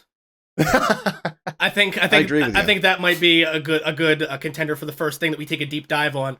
Not too deep. We don't want to prolapse anything, but just a gentle dive. You pick the hole. Dealer's choice. I was gonna ask you if that was a reference, and now I know that it was. Yeah, talking about fucking. We don't want to prolapse anything.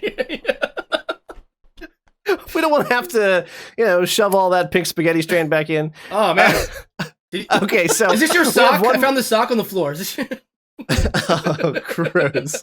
This looks like an earthworm. I don't understand. Where's it going? We have one more article to talk about.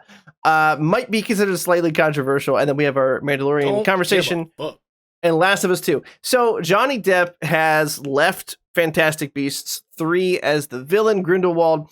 I have a couple points. One is which I don't know why those movies still are being made in the first place. So if you guys are unaware, have been living under a rock and have no pop culture reference for the past couple years, Amber Heard and Johnny Depp were married. They divorced pretty sloppily. She accused him of abusing him, and then he came out and countersued and said, actually, she's the one that's abusive and blah, blah, blah. I don't know what's true. I haven't done a huge deep dive into, each side and the facts presented in the court cases and stuff, but I do know that he was asked to leave, basically. It didn't sound like they straight fired him. It sounded like they were like, hey, can you get the fuck off of here? Like, do it in your own way, but like, you got to leave the film. I because I don't know all the specifics, I don't know how I feel about it, but I feel like you both have opinions on it, so I'll let you go. Scott, how do you feel? I mean, it's one of those things where, like, you're walking a tightrope talking about something like this, because anything you say can and will be misconstrued. People will twist your words. They'll try to tell you what your intent is with what you say. And that's something you see everywhere you go now. Like, one thing that's left out of the conversation all the time, obviously, is intent. There's tone, there's candor, there's intent. But there's no other way to say it. Like when you have issues like this, of course you should believe survivors. But that shouldn't be a blanket statement. It can't be. Because with situations like this, there's always so many variables that we don't see on the outside. With the Johnny Depp situation, there was I think audio evidence of her hitting him and talking shit and admitting to having attacked him and bit him and thrown things at him, and like there was hard evidence that there isn't hard evidence to say that he didn't do something as well. So no one's saying that he gets a reprieve of whatever his responsibilities may or may not have been. Right. Whatever his actions were, he knows that's up to him to live with that. But she was guilty as well, and we see her back on set reshooting scenes for Justice League. As her character from Aquaman, and I believe last I had heard he had lost his bid to be in Pirates movies. I'm not sure if he's been reinstated for those, but now he's also losing this. And it's not a franchise that I particularly am invested in. But when it comes to things like this, I think anytime you say believe all or do all with like no there's an inherent flaw in any movement that refuses to acknowledge that everything should be viewed on a case-by-case basis. I think it's the only way you can say it. It's not to say that he didn't play a part in this. It's not to say that he's innocent, but she sure as shit isn't, and the repercussions seem to be all on him right now. I'm sure she's losing money as well. Maybe not as visible as it is in his case, where he's actively stepping down for roles. I'm sure she's being overlooked for roles for her hand in this as well. But it doesn't look good. It doesn't sit right to see her back on set reshooting scenes to complete the Snyder Cut while he is stepping down from two franchises that he essentially was carrying, whether you like them or not. Those were big paychecks for him. And, it's difficult to talk about. I feel like that's all I can say about it without getting myself in trouble. No, I mean, and we try not to be political, and it's not really a political thing, it's more of a worldview type thing, but I skew very liberal. I'm very, very liberal, very progressive. Spoiler alert if you didn't already figure that shit out. All that talk about glory holes, man. Everyone thought we were stark Republicans over here. Republicans do have, they do kind of take the cake on glory holes. I mean, what do you want? I think it's just Republican senators. I'm sorry. Well, when I realized that every week, we're kind of like going, hey, look, here's our Twitch handles. And then I'm like, well, we might not talk politics on the podcast, but I do on the Twitch channel because it's my fucking Twitch channel. Yeah. So, if you really did follow us, you would know where we all leaned anyway. But the point of that story was to say, like, I am on the same page as Scott. I would always err on the side of believe the survivor, and I didn't doubt any of the people who it's kind of like the whole picture thing for me of like, yes, you should default to believing them, and then look for the onus on. It's such a tricky subject to talk about, but like, you should take into account like the person's character who they're accusing, like the women who accused. Never mind. It's a tricky fucking topic. I don't know if you're gonna go Cosby or Weinstein, but either way, man. Well, no, those are universally pieces of shit. Yeah. I was gonna say someone. Oh, Aziz. Yeah. So, but look, I mean, yeah, you should always try and believe a survivor, unless there is actual evidence to say like they're kind of lying. I also hesitate to say like put the onus on the other person because it's not fair. Because then you allow someone to make a blanket statement, which is why this topic is so tricky to have a conversation about without sounding like you're, being a piece of shit or coming in with a bias of your own. But yeah, I mean, from what I can gather, without having like literally pulled up depositions in the public court records, like it sounds like they're just kind of both shitty to each other, but he's suffering all the consequences. Like from what I've gathered, and that might be wrong. And if it is, I welcome you to send me links to articles where that might be disproven. Yeah. I'm always open to facts. And I will adjust my opinion accordingly if I see new information. But from what I've seen and read, it looks like, neither of them were very fucking good to the other person. It was an abusive relationship. They both did and said terrible things to each other. But he's currently the one suffering for it publicly. And that doesn't feel right to me. And that's, I guess, really about all I can say about it. Jarek? Hey, so, first of all, I just want to say, we decided early on when we were talking about the show that we were never going to get political. And I don't think that this is a political issue. Nobody here is telling you who to vote for. Right. To expect us to not talk about social issues just because specific political parties tend to focus on them, I think is an unrealistic expectation. We want to talk about racism and homophobia and abusers and stuff like that. We like to kind of draw the line in the sand there. As far as this specific subject,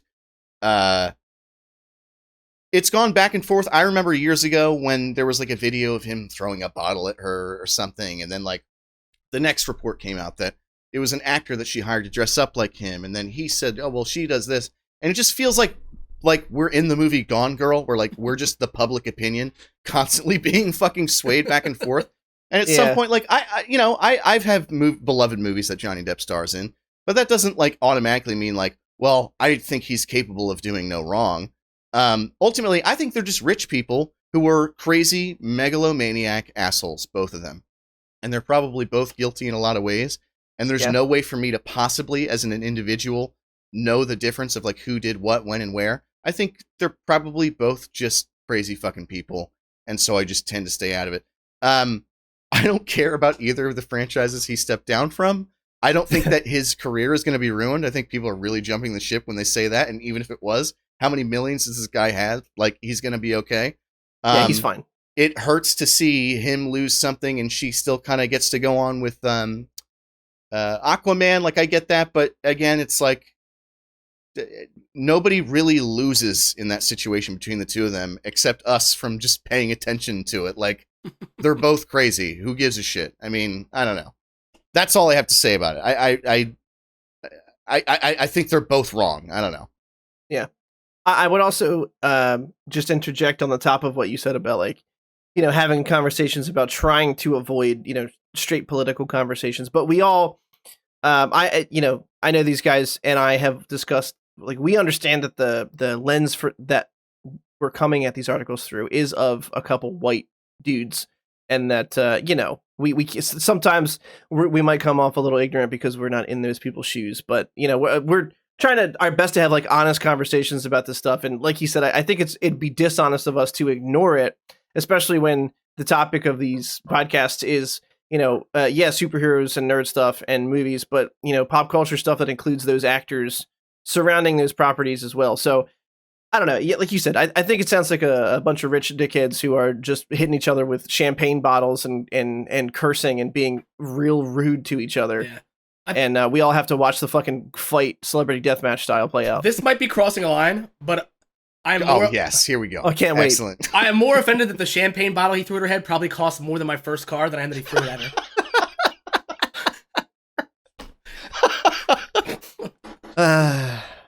That was good. I like that. Yeah.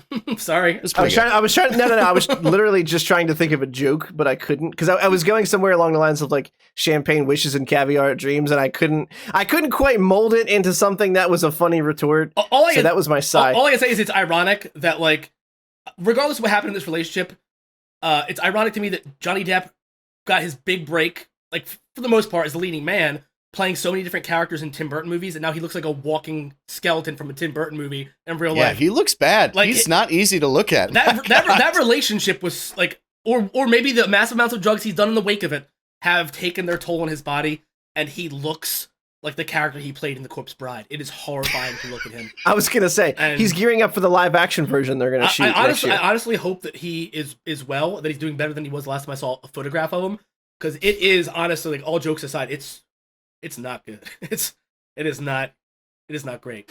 He's hard to look at right now. Yeah. That's what I'm getting at. I know, that's recurring. He stayed that's recurring 22 theme. for like 30 years. Yeah, I'm aware that none of us are America's Next Top Model here, guys, and we make a lot of references to people being hard to look at. But Jesus Christ, Google it. Like, yeah, but you don't have to look at us. This is a podcast. That's the difference. Yeah, you have to look at Johnny the video Depp. He's version everywhere. the video version's a bonus if you want some jerking off material. Yeah. I mean, if you're staring directly into our eyes while we talk this shit, that's your own personal choice. You've made that choice. Yeah, you can hit stop at any point. But you made this bed. Yeah, now you jerk off. But also, if you stop, and we're all jerking off too every time we're filming, just right underneath the desk. Yeah. So you can't even tell. You guys know I wasn't wearing pants or underwear for like a good 30 minutes. So there's a stalagmite. Oh, I know. Which one hangs down? Is it a stalagmite or stalactite? Stalactite hangs down. All right. Well, there's a stalactite of thick ropes under my desk right now, boys. Can I just tell you how I remember that? Like, this is ready. All right. Yeah. So what's the difference between the word stalactite, stalagmite? Mm-hmm. One has a T and one has an M. Think about an M.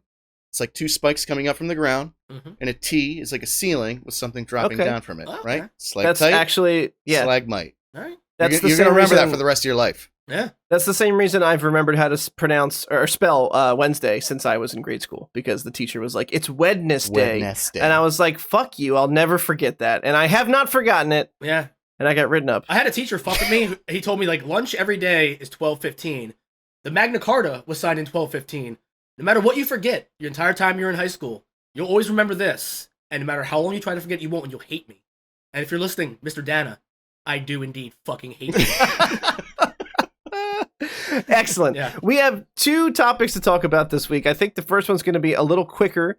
It's The Mandalorian Season 2, and then we're going to do Last of Us 2. And we are running a little long already, so we'll try and wrap up the Mando stuff. And I'm surprised because we were all concerned all week we weren't going to have enough topics, but I kind of felt like we're also comfortable riffing now that it'll just, the conversations could just drag because we have nothing but cum and pee jokes in our heads. We'll make it longer.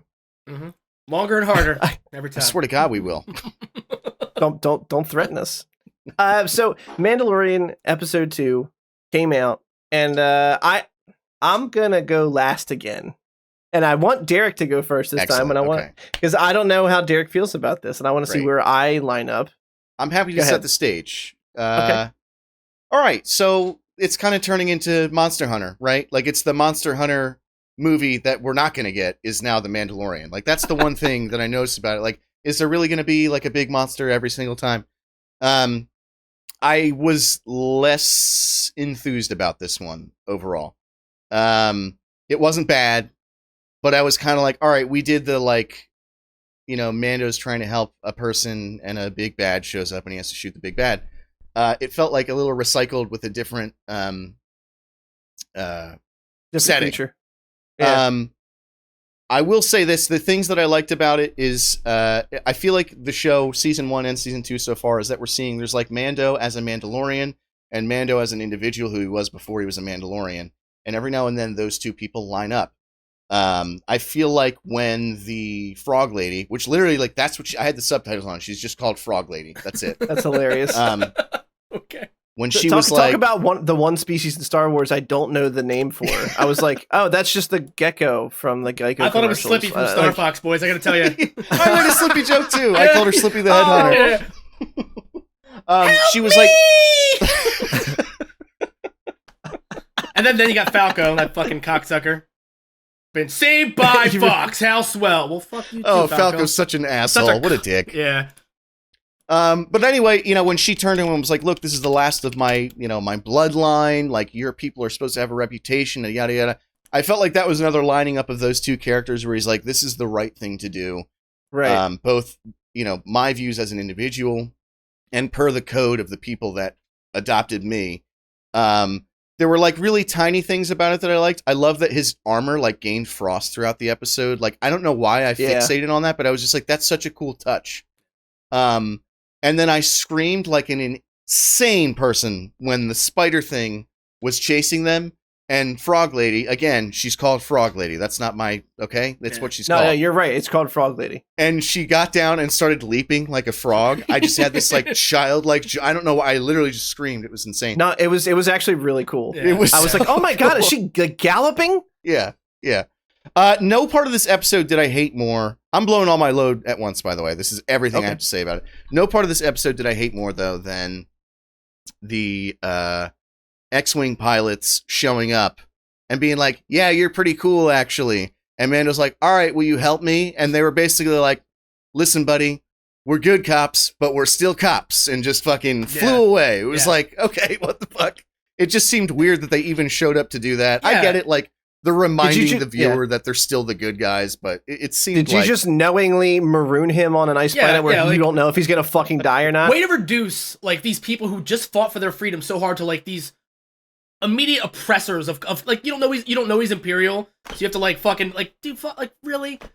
Like, it's like getting pulled over for having an air freshener hanging from your fucking mirror. Like, fuck you. Yes, like, dude, yeah. It felt so weird. I'm sorry I passed through your quarter-mile municipality, you fucking cocksucker. You know what I mean? Like it just seemed like an abuse of power. It painted the, like, it showed you that there's not only shitty people on the Imperial side, but also there's some real dickheads that were rebels, too. They weren't all Luke Skywalkers and Wedge Antilles. There were some fucking cunts on the Rebel Alliance. And now that they have power, how quickly they've shifted into that like comfort zone where they're gonna lord it over people and abuse the power over semantics.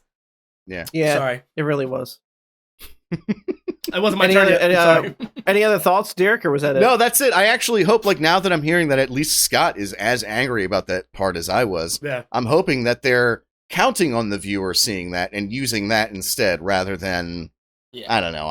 It just felt like that was a weird way to, like, remind us that the rebels are out there, or the New Republic is out there still. Yeah. It just felt like the cops showed up and were like, we're cool with you drinking beer, but we're gonna take the beer. Like, it just didn't. I don't know. Yeah, holy shit, yes. It's like you were at a state park, minding your own business, trying to get a hand job, and they showed up and cockblocked you and wrote you a $5 ticket for being parked in the park after dark, and that's all they did. Took your beer, $5 ticket.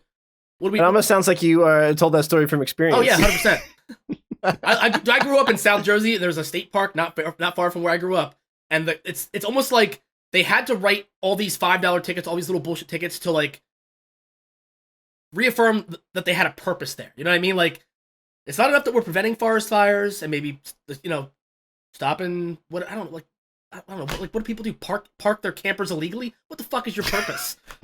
I mean, I've also had the same campfire safety interaction. Like, fuck you. Like, I saw the Smokey the Bear sign. Chances are high today. I'm gonna watch my shit. You're not needed here. We got the Smokey statue.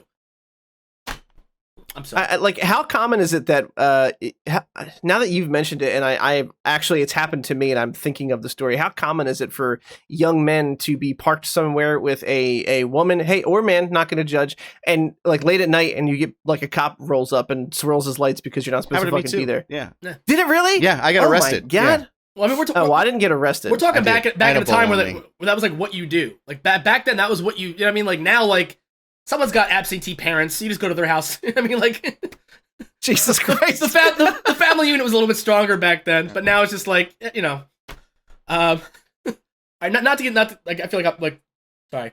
I have led us astray. No, you're fine. What I will say to start off is only a Sith deals in absolutes. So I'm gonna start off with what I liked about the episode.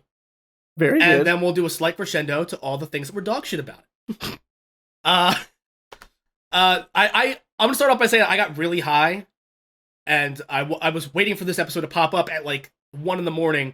on Disney Plus on Friday morning, and it wasn't on yet. So I watched the last week's episode again, and I noticed a lot more things that maybe I was blinded by rage. I enjoyed the first episode way more than I did the first time. But also maybe because I didn't have the expectations I had, I was just along for the ride this time. It was easier to see more subtle nods, enjoy like scenes of him, eating with the Sand People on his way to go find Cobb Vanth in the first place. All these little things. Watching this episode, man, like, first off, the chase scene, as much as it seemed like a nuisance to have the New Republic X-wings there, that chase scene was fucking beautiful. It was really good. So good. And the move he pulled where he just shuts the engines off and free falls, and like the frog lady screaming. That to me, nothing was more Star Wars in this entire episode than that moment right there. I was like cheering.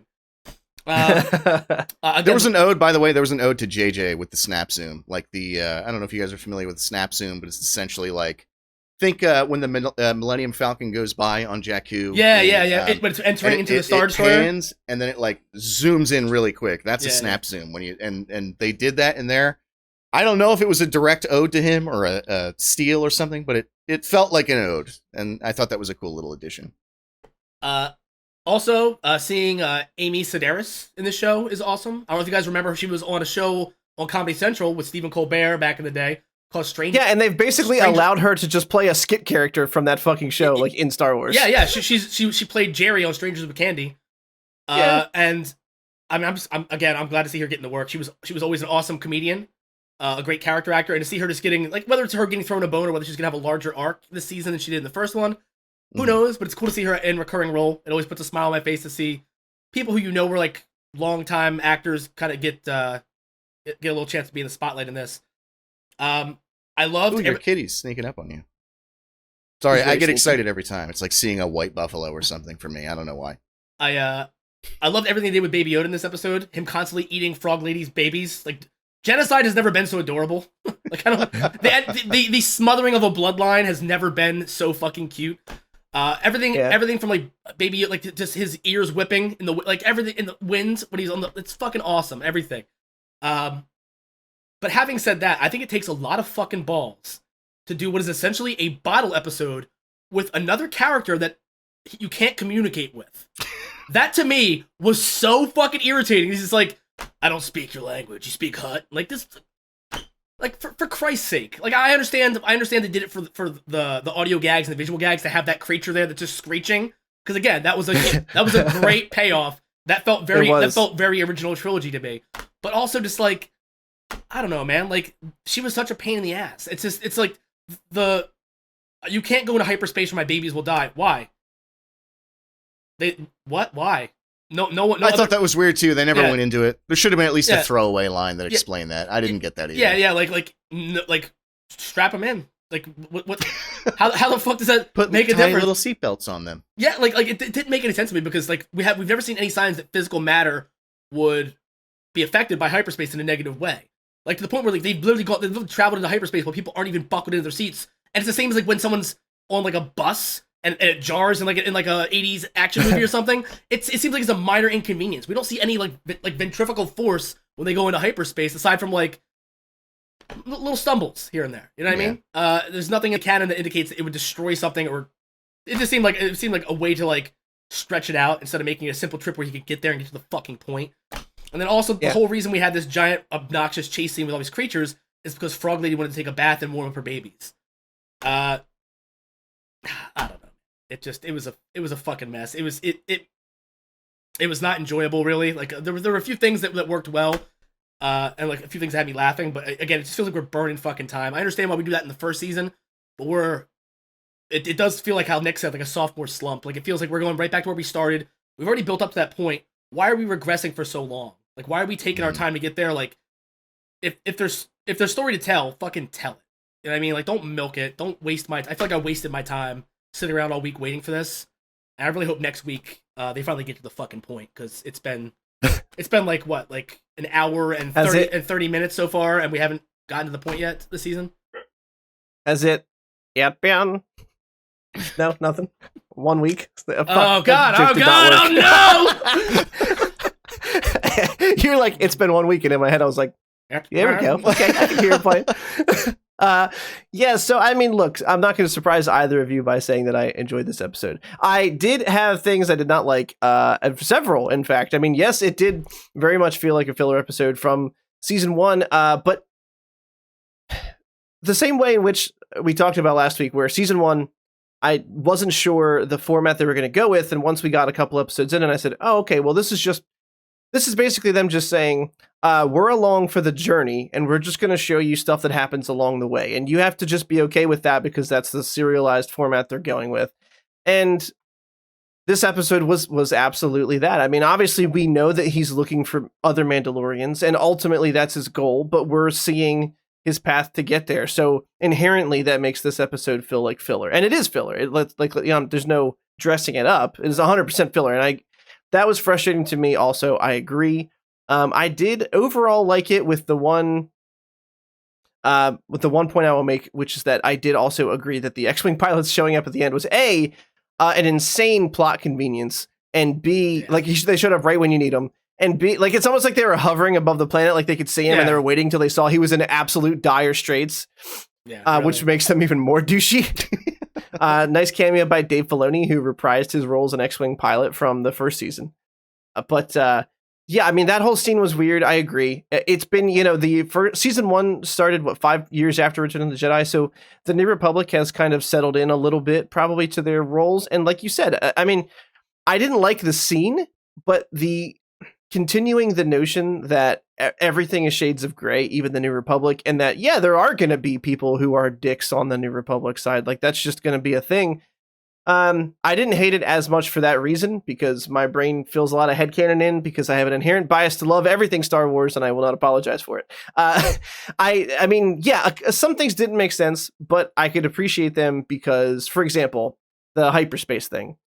You're right. A throwaway line would have fixed that entire concept. However, the idea that something would cause you to need to travel sublight, as they called it, which I think is a new Star Wars term, is fucking interesting. And I'm hoping they introduce the concept to use it later on for something far more interesting than transporting unfertilized eggs. Baby Yoda being an inherent monster is something that has carried over from season 1, where this kid is always eating shit that he's not supposed to fucking eat. Like, I actually thought I didn't think the spider egg thing, which felt like it was a nod to Alien because of how goopy those little fuckers were.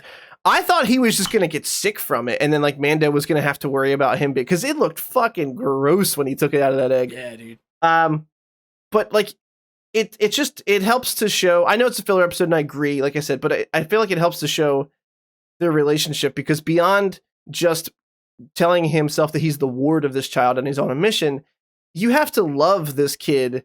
Because he's being an asshole. He's being like every other toddler on the planet. He's just grabbing shit he's not fucking supposed to. The fucking fire memes that came out of him eating the eggs, like when you're eating the deviled eggs at Thanksgiving and your mom tells you they're for the guests. Like, that's so fucking funny. And right at the end, the little sneak of him just going, oh, and popping one in his mouth. I love how it's very clearly stop animation. Like, you know what I mean? Like frame by frame, and then just disappear. Like, there's no like bite. It's just there it's gone. I thought that was so fucking cute. I mean, in the first season, he downs that fucking frog creature in like one gulp. Like Yodes can fucking put away some food, and I would love to watch that guy. I would love to time him eating a whole fucking pizza and see how quickly it disappears. Hot dog. Yeah, I mean, there's probably Rule 34 for that. Oh God. I've been measuring this whole time. Like, should I make a joke about that? I'm like, no, let me just skip it. Don't worry, let's not talk about Baby Yoda's deep throat. I snatched it out of the air for you. Just double fisting glizzies. It's different when I make a mention of it and then you actually use the term deep throat. It feels like it makes it more real. Yeah, I don't know. I don't know where that got gross, but it got gross somewhere in there.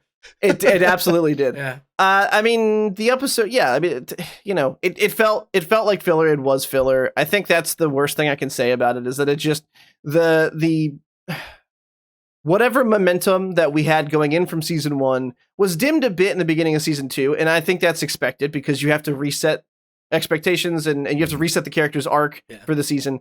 But I felt like it fell flat this episode because they wanted to veer into, let's tell you a side story. And I get that, I do, but because I know what's in this season, I'm like, you don't have time for this. Exactly. Let's go. Exactly. I want to meet Ahsoka Tano. Where the fuck is Boba Fett?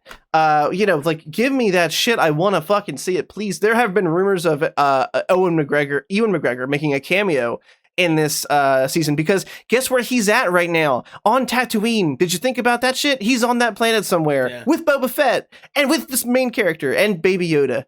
Baby Yodes. I'm just waiting for them, because they're probably going to have to return to Tatooine at some point this season.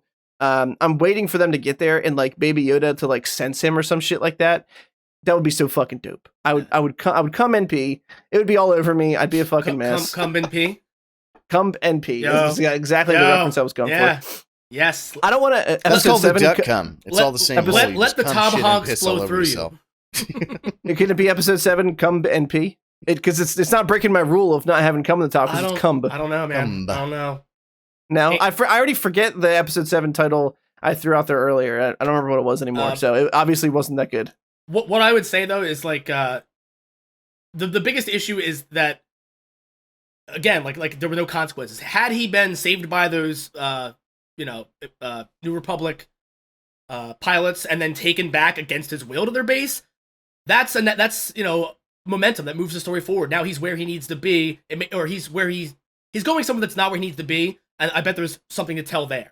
But the fact that they just like came in, saved him, and they're like, peace, this is shitty and lazy. Like it was cheap. It was cheap. And the whole line about like, again, like you can't go into hyperspace because her eggs this or that. How about maybe he can't go into hyperspace because it's being like that is an area that's heavily patrolled by the New Republic, and he's trying to avoid that, or like I don't know.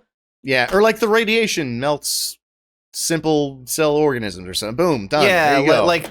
It could basically be the normal space argument of like there's a lot of radiation and it amps it up when you go into hyperspace and it's fine for adults, but it would kill the eggs or something like that. Like that's look, took me 10 seconds and it makes way more sense than just you can't. What was it gonna? So we know Yoda has a proclivity for caviar. We also know that they're going to be at least a little more linear this season in these first 3 episodes, right? Because I'm fairly certain the water planet shit from the trailer is going to be the planet that he's taking this frog lady to. Seems like I'm pretty sure it's it seems like that's going to be next episode, which would put them in a nice linear arc. We'll see if I think the first season, the first like 1 or 2 or 3 episodes were all pretty linear because it was him getting the kid. Yeah. So we'll see if they continue to stay on that path or they veer off. I don't want to ramble about it too much more. I mean, our thoughts are all pretty transparent at this point. I love the world and I love the additional stories we're getting in them. I just, from a straight TV show perspective, I agree that I think that this episode suffered a bit from lack of momentum and filler syndrome and all the above. When the spider filler creature syndrome came gave out, me a terrible joke, and I'm not doing it. You can't keep teasing us like that. Yeah, Scott. it's not right. Yeah, come on, just let it out one time. Is it that bad? I was gonna drink my beaver butt. Okay. Oh boy. So I will say when the spider came out, my wife was like, "Is that fucking Aragog from fucking Harry Potter?" And the absolute last point that I will make is I do agree with I think Derek's first point, which is look, you could do multiple creature episodes, but don't do them back to back in episode 1 and 2. It was weird because I was like, why are we? Is it going to be like Animal of the Week that we're dealing with here? I doubt it, but like, why not? I don't know. Just like the bad guy, quote unquote, of this of the first 2 episodes has been like a big creature, and I'm not about that life. So I hope episode 3 has nothing to do with it. It would have worked better if it would have been like one of those Enemy Mine type scenarios. Have you ever seen Enemy Mine? It's like a sci-fi movie about American or like an Earth commando who lands on an alien planet with another alien from the opposing force, and they're forced to learn to survive and deal with each other and learn to communicate. And it's a really interesting movie. It's one of the great like sci-fi cheese movies of the 80s, I'd say. They would have done something along the lines of that, where maybe this guy has to learn to communicate with her to survive. There's stakes, and she offers something besides inconvenience in return. If she's able to like help him stay alive, like if you minus the creatures from that equation, there's a lot of opportunity there for there to be an actual story once they're crash landed on the planet. For it to be something, for it to be something that is compelling and that does reveal more about who Mando is as a person. through like watching somebody else get to know him and learn to work with him. That could have been a very interesting way to move it forward, where it is at least character progression and not just point A to point B, and we'll cut it off in the middle and you had to wait next week for point B. Which it felt like we were edged for 40 minutes, and I still am waiting to come, buddy. Still waiting. You'll get your cums. I got a baker's dozen of ropes in here, boys. Our ability to bring everything back to cum is actually quite impressive. It's our neutral point. Yeah, you can double dutch with them ropes, son. Yeah, it's like we start at cum and then we go out from there, and we always bring the story back. Just, I mean, it's a mark of good conversationalists. So you're all welcome. Do you think we'll get DMC8 if we played the Circle of Life but change it to cum? No, it would be considered a parody. Because you put cum in there. So the Circle of Cum! No, but is this some guy like, oh yeah, oh, I'm gonna go. Instead of fucking... Yes! I'm gonna go. Our ropes are thicker. Oh, that's such a good idea. A girthy load deep in my chode. Very nice rhyme.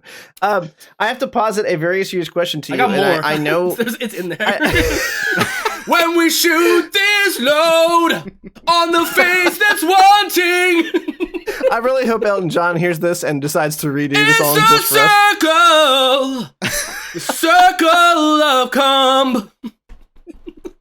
I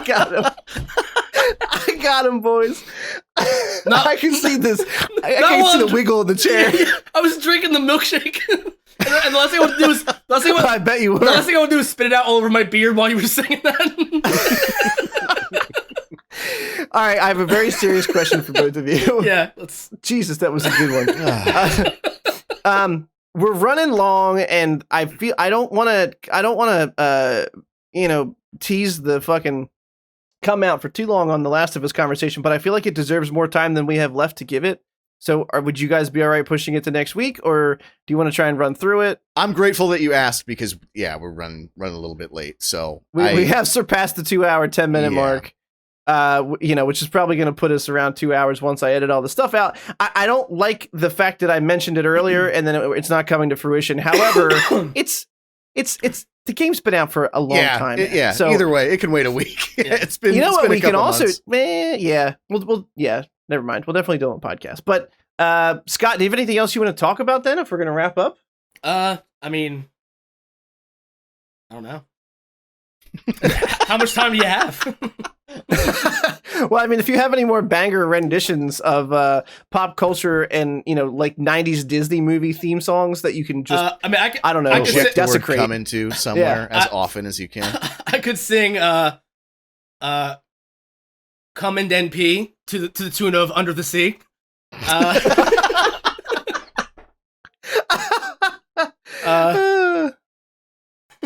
don't. Down where it's wetter. Take it from me. I mean, some of those lyrics work already. You don't even have to change them. Yeah. Oh, Jesus Christ! You're giving me such good ideas for bonus Patreon content. Yeah, I mean, I will 100% do like a Kids Bop version of that song where it's all about throwing ropes. Oh no! We gotta recreate all the instruments too, though. We can't just use the bass. It's gotta be all us, baby. We'll do it like barbershop quartet style where we do all the instruments with our mouths so we can't get sued. It's a parody. There you go. Boom. But also using none of the original music. The fucking oh my god. That fucking got me so good. just a guy like hunched over cranking one out like he's not even taking his time. He's just Danny DeVito. He's just angry at his cock. Just fucking run Jeremy. It's flaccid too. Like it's not even hard. He just is that desperate to. He's like yelling at him for being limp. He's just all the rage of his erectile dysfunction coming out. You gotta come and pee. You gotta come and pee. Yeah, girls might look at your dick and be all like, hey, we're doing on every now and then. You gotta show her the goop. We're not gonna get any better than this. We have to fucking wrap it Nobody right now. else. This is the peak. We Fuck have you. to settle on The way I do. It's PM. We have to settle on an episode title before we go. Accountability makes you a pussy was my personal favorite. That could be it. For the episode title. That's pretty good. I like that. Was it a Scott line? That was Scott. Yeah, it was actually Okay. it was accountability makes you a giant pussy. Actually, Yeah, if there's nothing we've learned in the last several years, it's that accountability makes you a giant pussy. Pussy. Fuck. All right, we're gonna wrap her up. I give this episode 3 out of 5 delicious beaver buttholes. Derek? fuck, I was gonna use beaver buttholes. I'm gonna take it 4 coming peas out of 5. Okay. I will also go with a strong 4 out of 5 eggs for Baby Yoda to munch on and commit genocidal atrocities while being super cute. Can I change my answer? Can I go with? Yeah. Can I go with 4 scrumptious beaver buttholes? Of course. I mean, I thought that was implied. Yeah, here at TCN, we love beaver buttholes. Yeah, scrumptious really Let our stance be clear. It just classes it up. You know what I mean? You picture like Yeah.